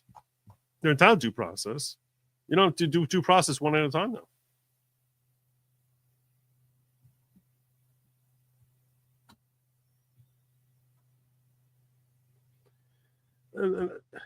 Obama was removing 75% of the people Obama removed had zero due process.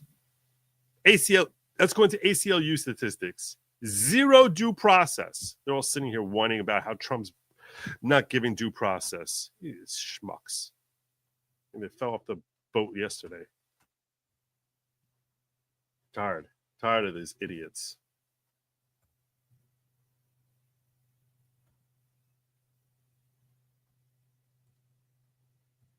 There's another idiot. I hate watching anything on Fox. I always curse Fox every time I bring them up. To El Salvador to advocate for Alberto. A number of years, Democrats went down to El Salvador to cry and say, "Oh, it's not fair that we want Kilmar. We want Kilmar." Our colleagues have been going to El Salvador to advocate for Alberto Garcia. What's your take on that situation and, where it stands right now? Due process it sounds very scholarly, but it's basically what prevents the government from sweeping you or me off the street. Oh, is it? So it's extraordinarily important for freedom.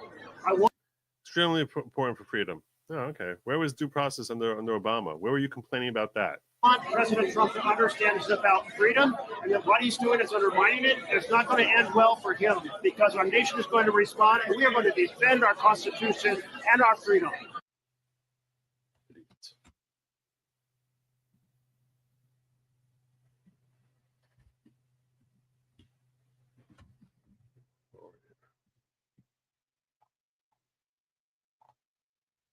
Sandra? All right.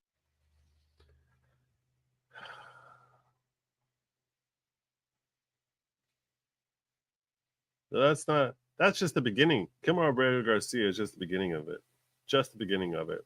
Yeah, this Judge Juan Cano and his wife were arrested by federal authorities after they harbored a TDA member at their own home.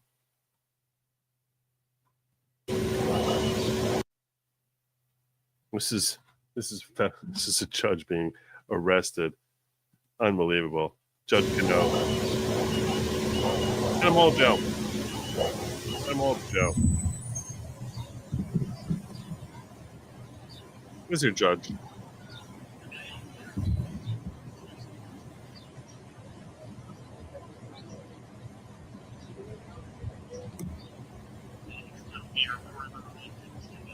There he is.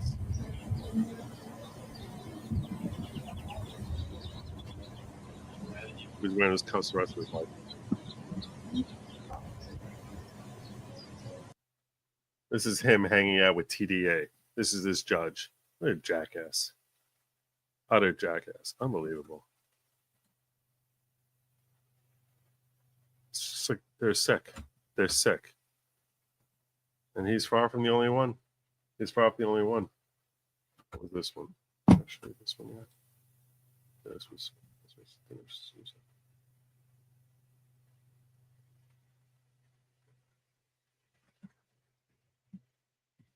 But there's more. FBI arrested Milwaukee Circuit Judge in her own court, Judge Dugan, for obstructing ICE. This was on Friday. You probably heard this story. Wisconsin was arrested this morning at the very courthouse where she works. Joining us now is NBC's Tom Winter. Back with us is Temadayo Oganga-Williams. So, Tom, what exactly happened here? Right, so the details are still coming in, but the reporting comes from our colleague Mike Cosner at our Washington, D.C. bureau. He's reporting that Judge Hannah Duggan, who she's a Milwaukee County Circuit Judge, was arrested this morning, quote, for allegedly assisting an undocumented immigrant in avoiding arrest after he appeared in her courtroom last week. Apparently, and by the way, we found out about all of this because the FBI director, Kash Patel, issued a tweet that has since been deleted. We're not sure why it was deleted, announcing this arrest and announcing these charges.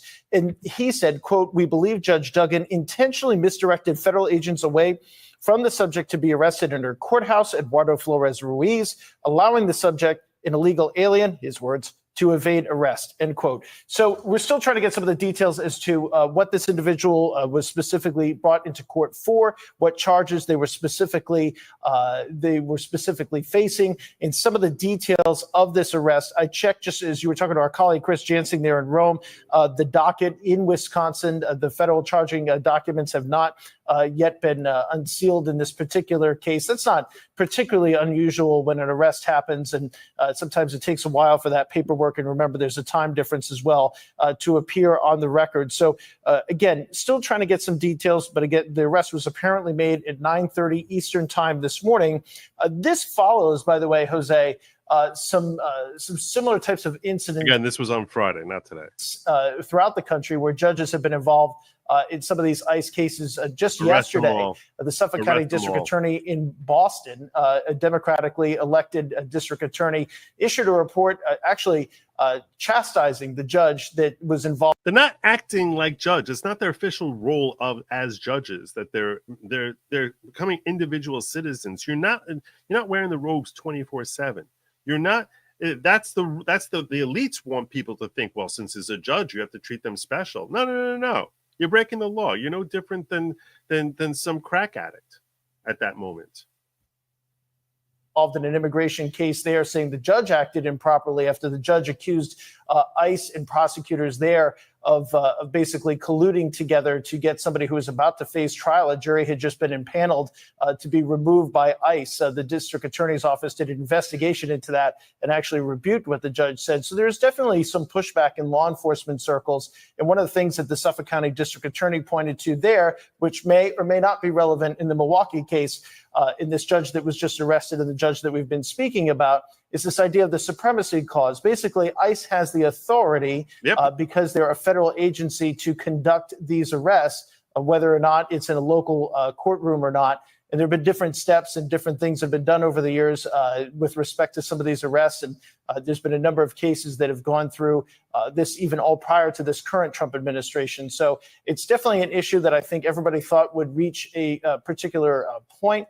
It appears that it has this morning in the case of this Milwaukee judge. We'll just have to see what. Only just begun. We're not even at 100 days yet. We're 2 days away from his 100th day. Only just begun. And it needs to be stepped up soon. Charges are ultimately brought once that docket becomes. So that's Judge Dugan, and I hope they throw the book at her. And when they throw the book at her, it's on fire. Ridiculous. And here's Jonathan Turley weighing in on this. All right, let's bring in Jonathan Turley on that. Constitutional law attorney and professor. He's also a Fox News contributor. If we could pop that back up. This was found on her door, as we now know. I just want to pause and thank you, Bob Loves Alaska, for informing me that Sri Thanador was born in 1955 and he's 70 years old. So in Chakoti, India. Thank you. God, I'm going to give you the horn for that one. Bob always steps in. Rosalian says he isn't doing Stand Up for America. He's doing it to virtue signal to David so he doesn't get primary for not being liberal enough. Maybe. I don't know. I don't think any of them are standing up for America. Certainly not in America that you or I grew up in. April 14th, that was 4 days, Jonathan, before she had allegedly helped this illegal immigrant evade ICE agents. If any attorney, witness coordinator, or other court official knows or believes that a person feels unsafe coming to this courthouse to courtroom 615, please notify the branch clerk to request court appearance via Zoom. What does that tell you, this revelation? Well, first of all, the judges probably can set Zoom hearings. It's in their discretion. I doubt that that alone would bring further legal action. But what Judge Dugan did here is far more direct and arguably criminal. You know, she got down from the bench and became part of what the law enforcement officials are saying is a pattern of illegality. I mean, she helped this person evade arrest. And we've seen this before in Boston in 2019. I wrote about a judge who actively helped secrete a fugitive so that he would not be arrested. Yeah, she was ultimately charged, but under the Biden administration, they just dropped those charges. And many of us were very critical of that because we thought the intent was clear. And so what people have to This Biden administration never cared about actually stopping people from immigrating. Quite contrary, they wanted to expedite as many people in here as possible. Distinguish here is between the role of the judge and what she did. She was not acting as a judge at that point. She was acting as an individual who was helping the evasion of law enforcement. And what I find perplexing is I understand waiting for the facts to come out. We just got more facts about witnesses who said that this was intentional and the actions that the judge did.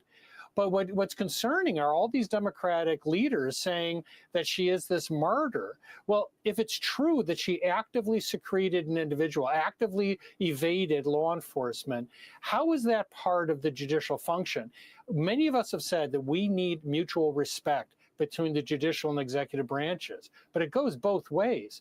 She has to earn that respect by reinforcing her role as a judge, not as a participant in alleged illegality. That is obviously a critical point, Jonathan. And And one of those voices has been the Milwaukee mayor. He spoke live during this program last Friday.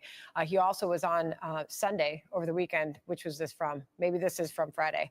But the Milwaukee mayor, okay, this is Friday. The Milwaukee mayor insisting that this is all, Jonathan, just showboating on the part of this administration. Typically, when something like this happens, an indictment of a potential defendant is ordered. There'll be a court appearance. That didn't happen in this case. I think what happened here was just showboating. Oh, you mean like when they made President Trump take a mugshot in Georgia? Is that what you mean? Is that what you mean? They're just trying to have this show of force, and in the process of doing this in a courthouse where people need to go for court proceedings, they're scaring people away from participating in the process. Meanwhile, as I mentioned, that was happening live during this program on Friday. He was asked pretty simple questions about this case, and he didn't have a lot of information. So why do they feel so compelled to come to the defense of this judge?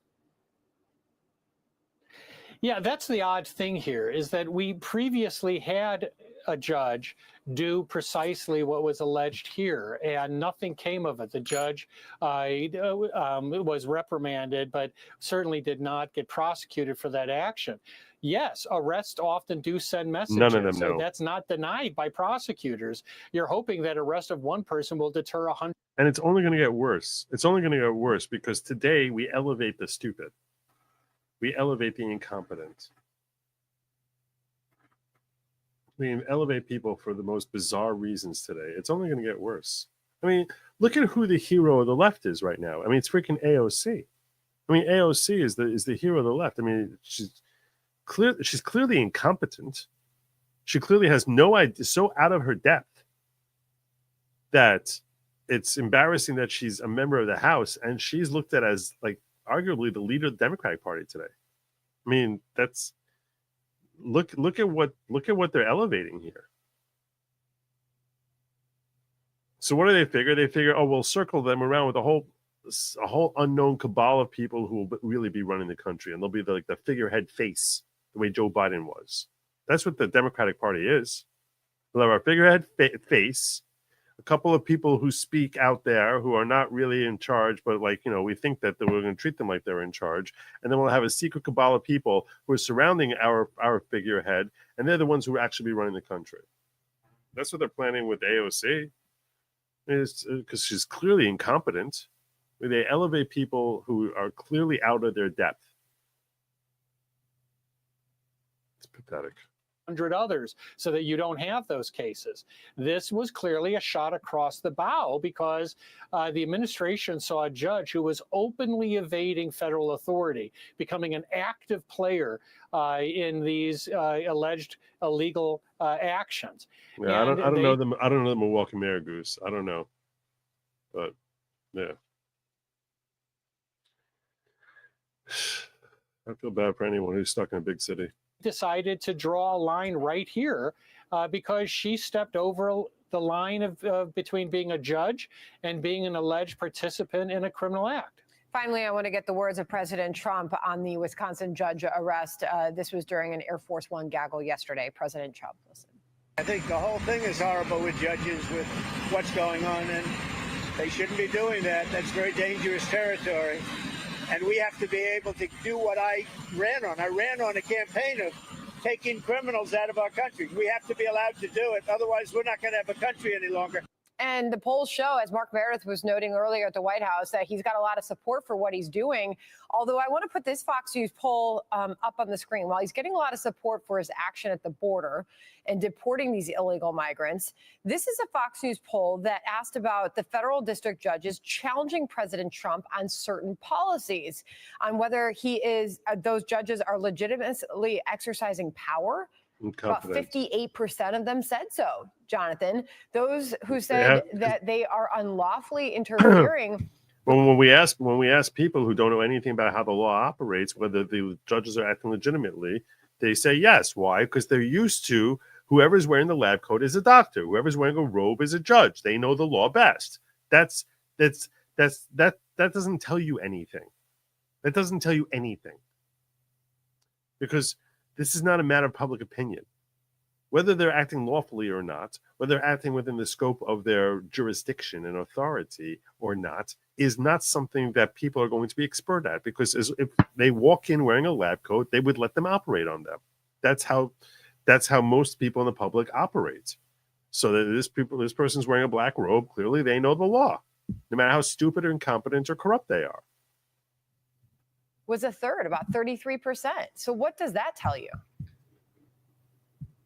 Well, I think that the White House should heed these polls. You know, on cases like Garcia, many of us argued that they should have brought him back. In my view, he would have been promptly and correctly deported back to El Salvador. I don't see how he could stay in this country.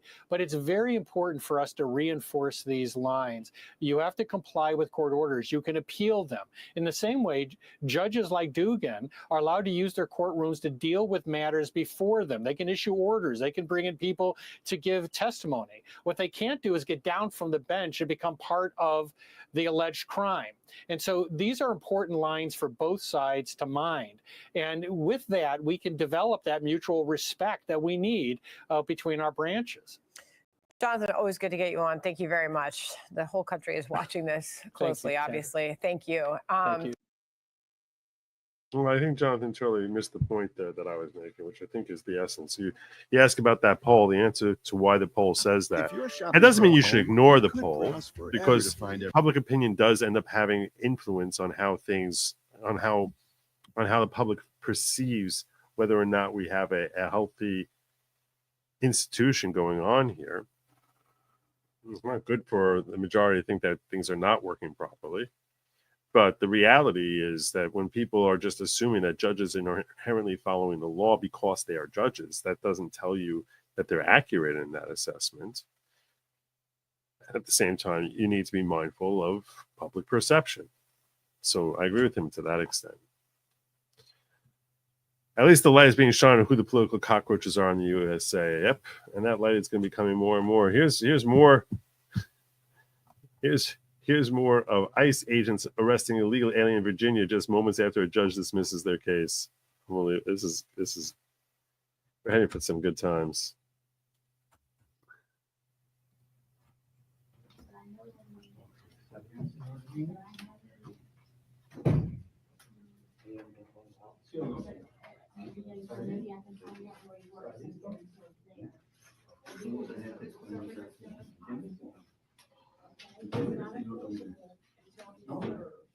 Excuse me, you cannot impede me from my lawful duties. That is a crime. Do you understand?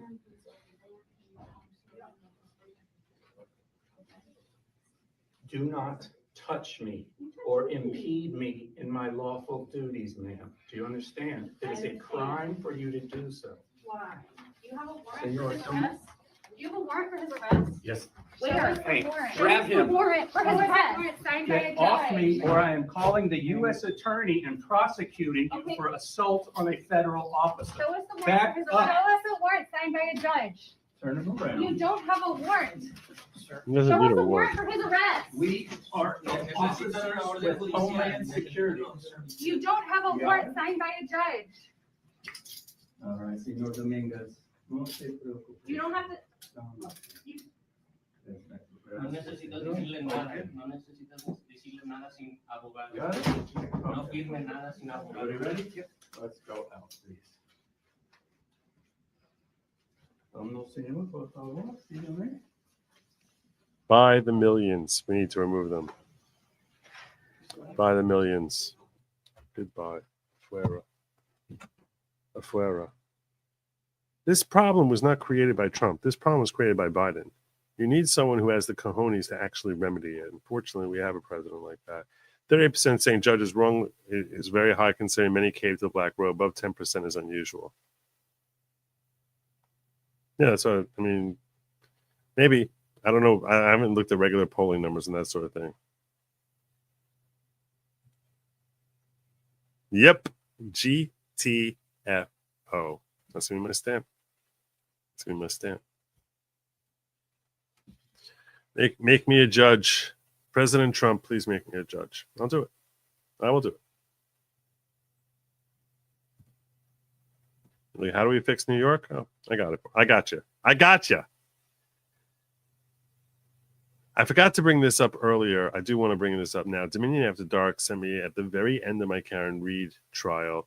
Joe Remembers Slutty Pie has great videos on rumble.com/user/Slidey Pie, SLIDEY. Like slide with a Y on the end. Slidey Pie, PIE. So make sure that you guys are checking out her work. She'll let you know how there's always something and other stuff. She'll let you know. That's Slidey Pie. Is she watching right now? I don't know if she's here right now. This alien said, I'll vote for Judge if he can be judged like Judge Dredd. I am the law. I am the law. I'll still talk like this. I am the law. Zanos says they vote AOC because nice yayas and the Latina thing, not for her brain. Okay. They always try making me say stuff. I don't see Slidey here in the chat. Slidey, shame on you. Where are you, Slidey? You guys got to hit the thumbs up. I need the thumbs up, more thumbs up in Rumble. Also in YouTube. I know. What's going on tonight? All right.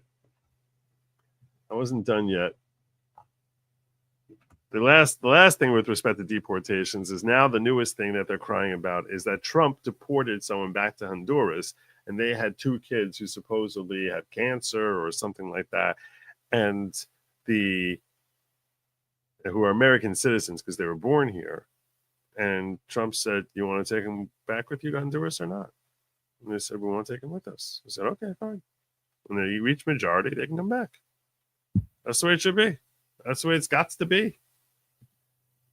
You can leave them here. We'll watch them. We got them. If you trust the state to watch them.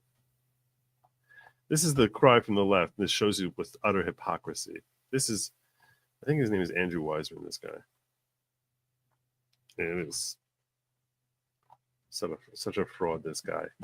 Look at this guy, Andrew Wiseman, whining about Judge Hannah Duggan. He is being treated This is when Trump was arrested. better or worse than anyone else. This is not selective prosecution. That this is not somebody who's singled out. That he is being treated just like anyone else. That is what it means to have a rule of law. That is what the Justice Department is really signaling. Look how much Lawrence O'Donnell was so excited. Oh yeah, that's right. This is just normal every day when we arrest a president of the United States. Messaging here is that everyone will be treated, as Merrick Garland has said, as equally in this country. This is really a great day for America. So there has been a violation here that we know for sure, and it is not the judge. Right, exactly. You don't do it. Even if you thought that there was a ground for doing this, the judgment call that you thought that this is the case to bring, it tells you everything. You don't even know there what the is no charges adult in the room who would have said, "Are you kidding me? Why would you possibly do this?" And the answer is because we want to send a signal to the judiciary, and that's what you shouldn't be doing.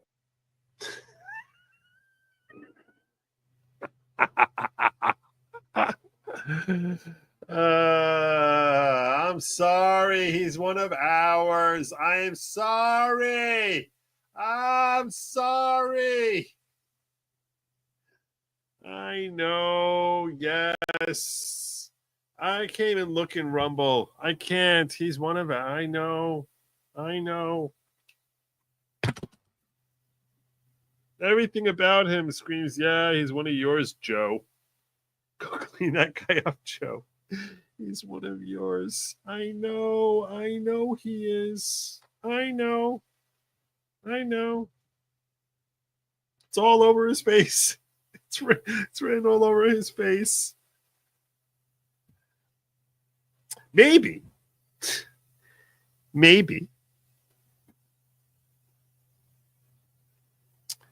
he's not. Maybe he's not. I don't know. Maybe you don't know. Maybe he's not. Maybe he's not. I don't know. Maybe he's wearing fake glasses with a fake nose. I don't know. I'm sorry. I'm so sorry. I'm sorry. God. Terrible.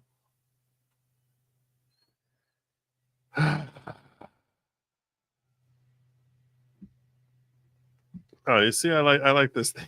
It's okay, Joe. Stephen Miller makes up for it. Thank you. Yeah, there you go. Stephen Miller makes up for it.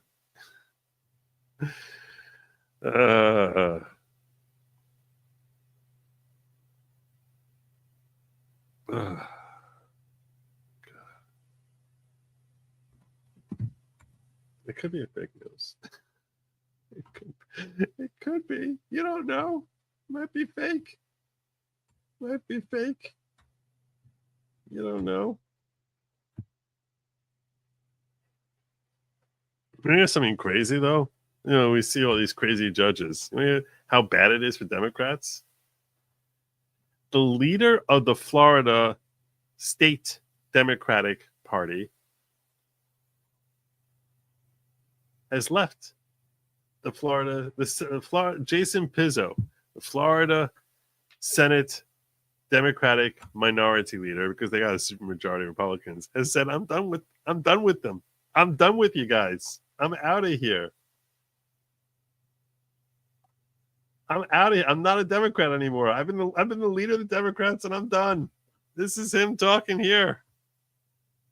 Mr. Pizzo. Whom I'm finding may not want it. There'll be a caucus meeting later this afternoon where I hope that the members of the Democratic caucus will elect a new leader. For today, I FedExed my voter registration form to change my party affiliation to no party affiliation. Joe Scott should receive that by 8 a.m. tomorrow morning in Broward County. And here's why. Our constituents are craving practical leaders, not political hacks. We are entrusted to be guided by our conscience, and while I suppose it's easier in theory than it is in application, even my worst detractors have no valid claim that I can be bullied, that I can be bought, or even borrowed for a special interest. I am my father's son, even in his death. I am my mother's son while she is still alive. I will not miss another one of her birthdays, and I will return to who I was when I became a young man, independent in thought, in my passion, and my conscience, not consultants. Look at that. Brass cojones. Brass cojones. Now, I know it's politically expedient in Florida to be a Republican or not to be a Democrat, I guess, but still, brass cojones. Happened right after this. Florida Democrats came out in favor of having pornography in school. This is Florida Democrats. And for me, this bill is not about protecting children. It's about exerting additional control over what our kids are allowed to read and are allowed to learn. It's only going to cause more in the courts, more money it's going to cost us. Please vote down on this bill. Voting no on HB 1539 is not a vote for inappropriate content. It's a vote against broad overreach and censorship that undermines educators, restricts students' intellectual development, and diminishes the quality of public education in Florida. And for me, this bill. And he's out. This is like, I'm done with this. This is stupid. You're all idiots.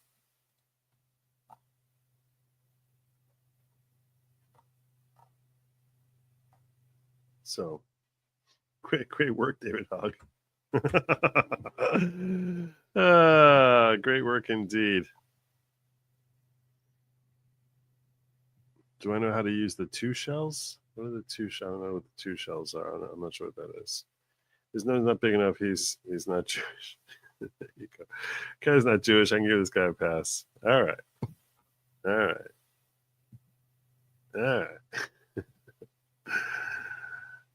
Oh, you are watching Slutty Pie. All right, good. Slutty Pie's here. Barbara Lozeless says that Judge Dugan also worked 3 years as executive director of Catholic Charities of Southeastern Wisconsin, Inc. Can anyone say maybe USAID NGOs helping illegals? I don't know, but maybe. Yeah. Remember we read about how Catholic Charities of the Catholic Charities organizations are not Catholic and not charities anyone should be supporting, especially if you're Catholic. Especially if you're Catholic. Democrats specialize in mislabeling their entities. That's what they're best at. Otherwise, because no one actually supports anything they believe in. Terrible people. I try to find the occasional exception to that rule, but it's hard. I had a couple of other side notes I wanted to hit with you all before I get on out of here. Make sure I don't owe you all locals. All right, I don't owe you locals. Phew, because I'm tired and I have to wake up early tomorrow. I was a little nervous we'd hit our goal tonight. Okay.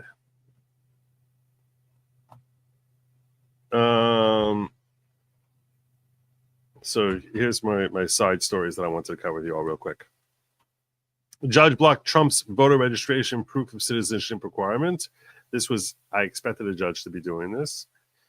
And this is one where this is referencing a federal judge, Colleen Cotterly, has issued, she should spell Colleen with a K so that her initials are appropriate, has issued an order, because she's a Democrat, has issued an order temporarily blocking a part of President Trump's executive order that required proof of citizenship to register to vote nationwide.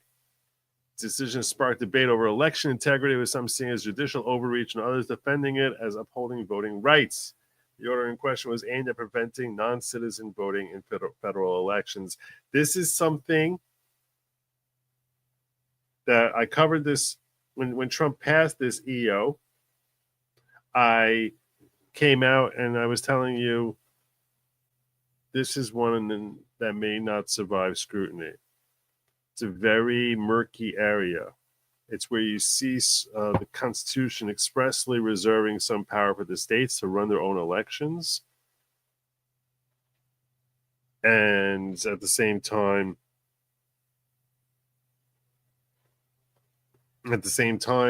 it's relating to federal elections. So in theory, it's not really. It can be argued that it's not impeding anything other than protecting the integrity of federal elections, which are a federal concern. It's a tough area, and I could see this going either way. I'm not really sure which yardstick of. I would think this would be rational relation, but I'm not sure.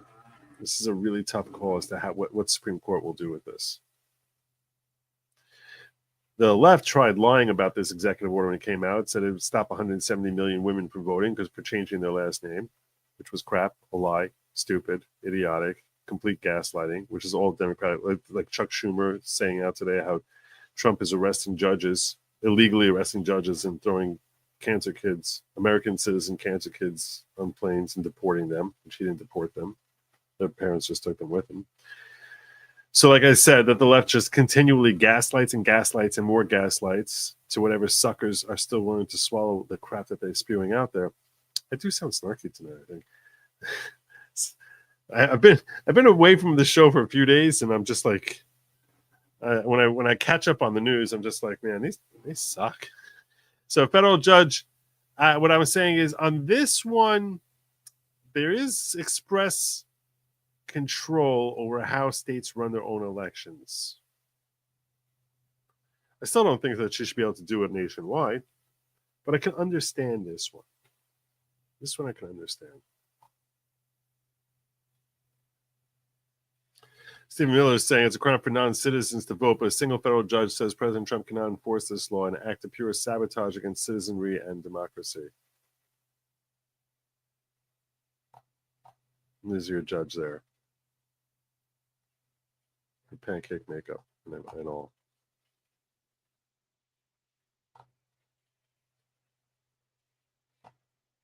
Let's hear from Scott Jennings on this.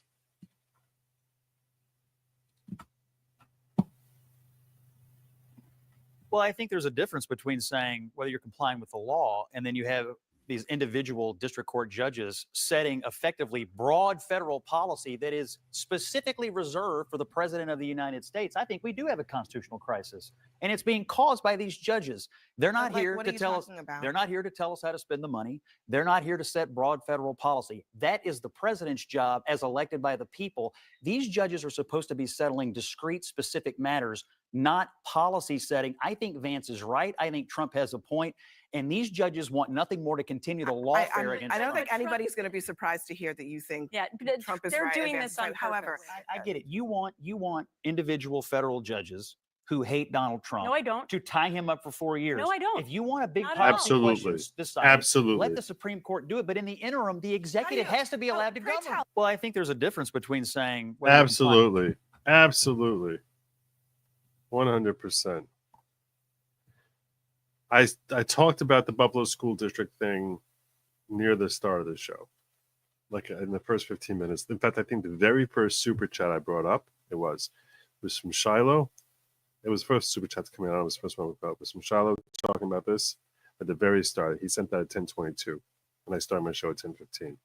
So that was the first super chat to come in, and I spent some time talking a little bit about that and angry cops. I appreciate you calling its attention in case people join late. But yeah, we did cover it. Scroll back to the beginning, and I'm landing my plane soon. So when I'm done, you can scroll back to the beginning and see me talking about that. When you're landing a plane, watch out for the helicopter. It is too soon. It was not 2 seashells, but Demolition Man's 3 seashells. I still don't know what we're talking about here. I still don't know. I don't know. These are words coming from your face, and I don't know what these words are. More news for me to cover for you here. I just want to do a little roundup before I get on out of here. Make sure I call to your attention. Racism. Washington News reporting Washington State is providing Black first-time home buyers $120,000 to help with down payments and closing costs. Instead of simply making the program available to all first-time home buyers, the racially charged legislature specifically excluded white and Asian home buyers. That's not how I heard this.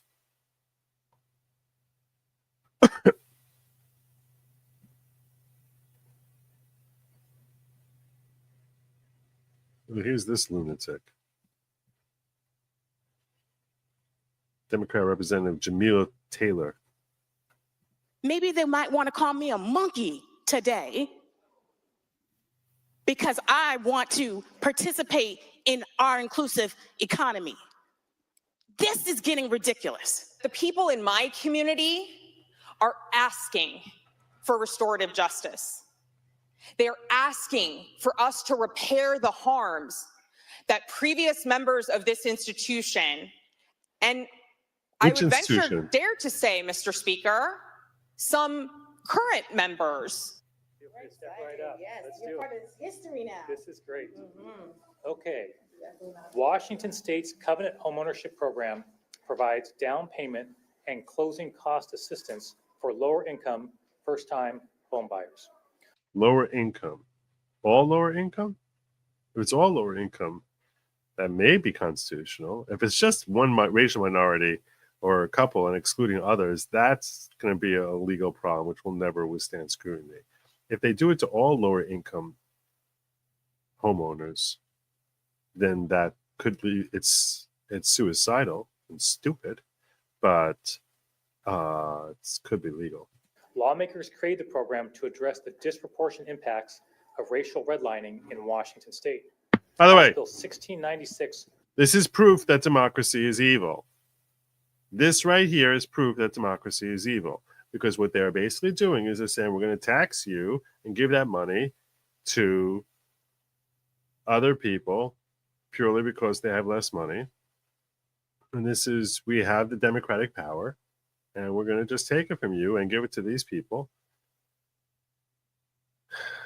This is the mob on the front lawn saying that's a democracy right there. We're voting that we should hang this guy. We're voting that we should make this guy bankrupt. We should bankrupt him with and take all his money and give it to other people. That's democracy. This is This is your reminder that democracy is inherently evil. Modifies the program by adjusting the area median income threshold for program eligibility, introducing loan forgiveness, and modifying the oversight committee membership. This modification will create more opportunities to close the racial homeownership gap, which is a very important goal for all of us here in Washington State. Why would that be an important goal for you? Why? Why not just poor people then? Why? How is Washington a healthier state if that gap is closed specifically? So appreciate everybody who made this legislation possible. We know it's been like any legislation challenging. Yes. This one has its share of challenges, as we know. Yes. But Representative Taylor has been a real champion of this legislation, and so we appreciate your leadership in particular. Thank you very much. And with that, I'm pleased to sign this legislation into law. Congratulations. Thank you so much. Thank you. And let's take a photo. Mhm. 1, 2, and 3. Congratulations. You can picture them all on a big white couch there. So, yeah, if you live in Washington State, woe unto you. Woe unto you. Sell short on Washington State stock. I'm just saying that. Sell short. Sell short. This was, I don't remember. This I saved a while ago, maybe even like a week ago, but I remember I liked what he said here, and I don't remember what he said. But I pulled this up because I haven't been streaming enough, so I wanted to share this with you. This is Newt Gingrich about what to do with rogue judges. There's a great question from Incognito, who asked why Congress isn't doing more to deal with these district judges who seem so out of control. Well, I can talk about that because I actually testified at a Judiciary Committee hearing in the House just about a week ago. I remember. Talking about the need to restrict district courts to local district decisions and not allow district court judges to make nationwide decisions that could affect everybody as though they were an alternative president. I'm delighted to report that Congressman Darrell Issa actually passed a bill which would block district courts from having nationwide injunctions and instead limit them to their own district. It went through the House. Senator Grassley has a similar bill in the Senate. I suspect it'll pass, and I suspect that President Trump will sign it. So Congress is moving to put district judges back in their district and not allow them to pretend that they're alternative presidents. Wow. Wow. Wow. Wow. Wow.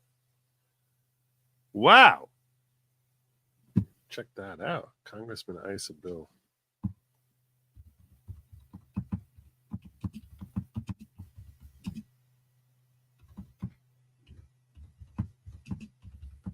I knew I wanted to call that to your attention for a reason.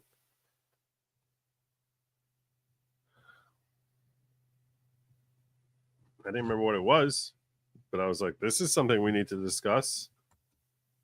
I could have done a whole show on this one. We're going to spend a little time looking at this. House passes ISO legislation to stop activist judges. The House of Representatives today, that was on April 10th. So this is already now 3 weeks old. This didn't get nearly enough coverage.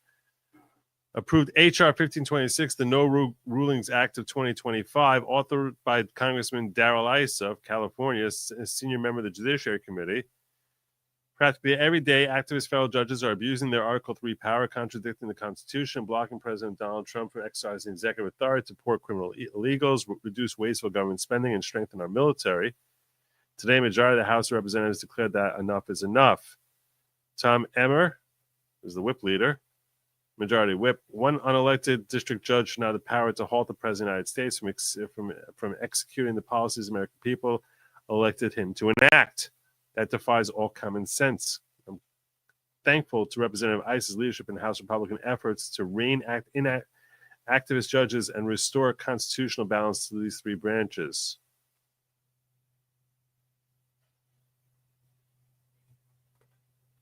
Let's check out the No Rogue Rulings Act of 2025.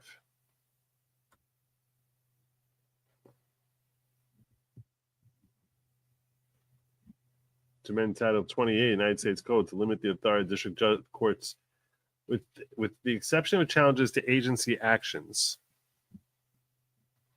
as contemplated by Section 704 of Title 5 of the U.S. Code, notwithstanding any provision of law, no United States District Court shall issue any order providing for injunctive relief except in the case of such order that is applicable only to limit the actions of a party to the case before such district with respect to the party seeking injunctive relief from such district court. That's not going to work.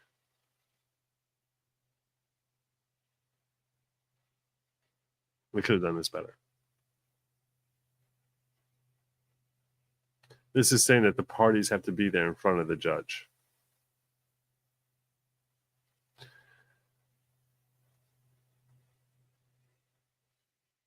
So if you have to sort of, I talked about this with you guys a couple of weeks ago as to the best way to rein these judges in, and we bounced off some great alternatives as to how to fix this problem. I don't think that this is the best way to do this, because I think that what's going to end up happening is you sort of have to contemplate 30, 20 years from now.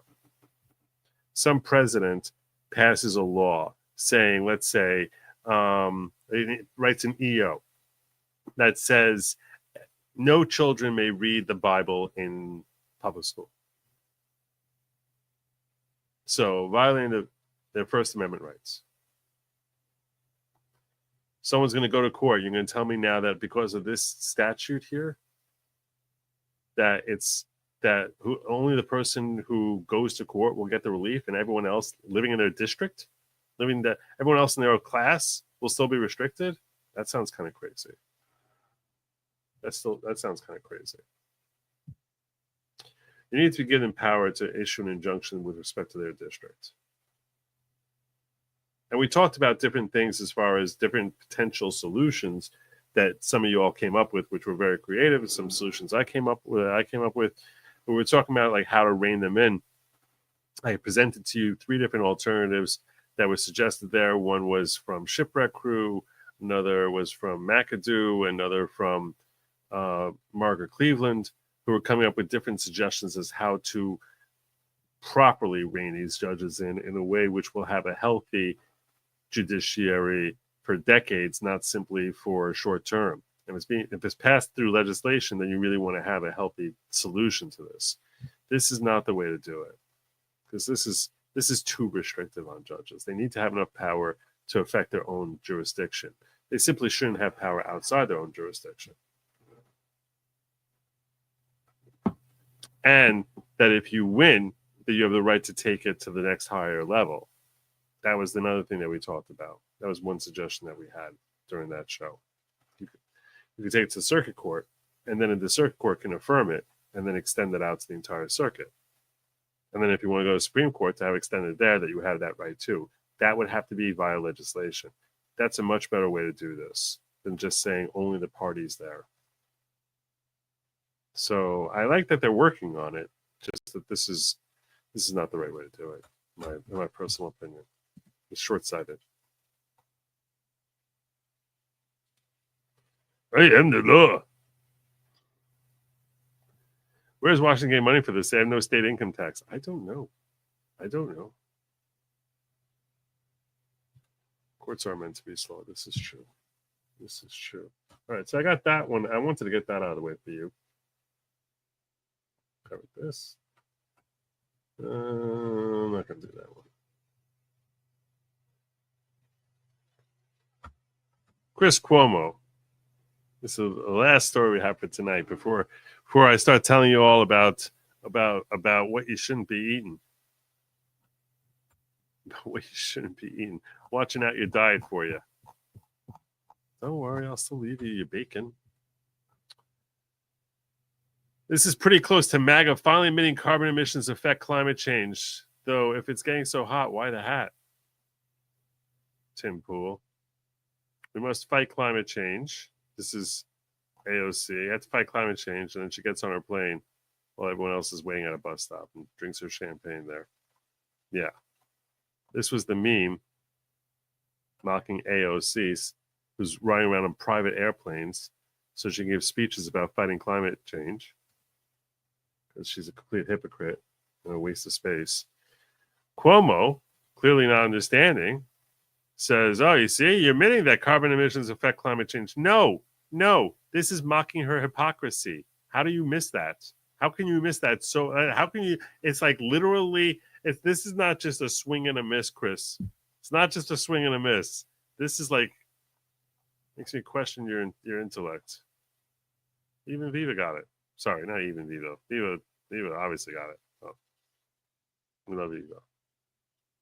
Wrong and hides hypocrisy. The left who claim that to believe that carbon emissions affect climate change, yet fly around like royalty. You can't have from me. Let's give him a like for that. It is pretty pathetic. How it is that he comes to that conclusion is just astonishing. All right, my friends. Tomorrow morning, court should be deliberate and slow. The fast Trump TRO should not happen in slow, deliberate courts. Yeah, 100%. You could do it by preliminary injunction. But I don't know, sometimes you need a TRO. Sometimes you do. Sometimes you do.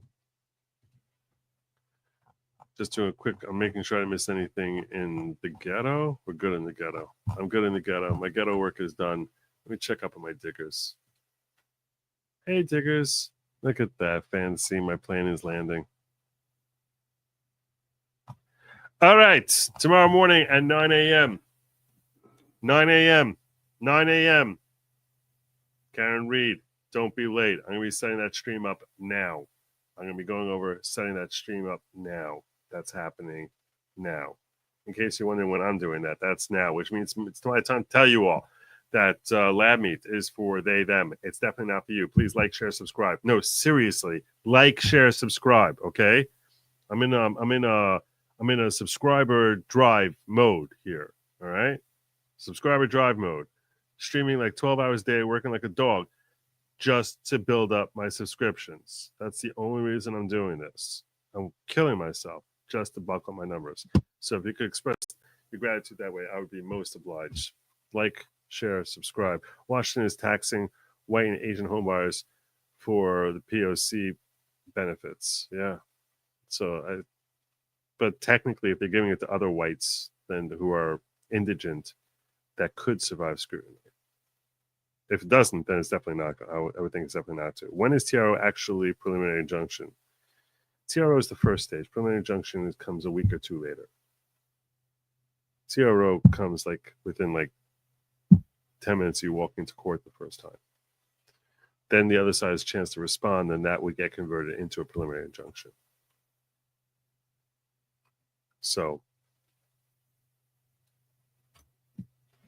yeah, procedurally, that's the way that works. All right, I'm tired and I need to set up my stream for tomorrow. So I will see you all tomorrow morning at 9 a.m. Till then, Lab Meet, they, them, not for you. Plane coming in. No, not, sorry. Trey, upright block positions. Do not eat the bugs. Tomorrow morning, 9 a.m. Karen Reed, don't be late. Class is dismissed. Good night and Godspeed.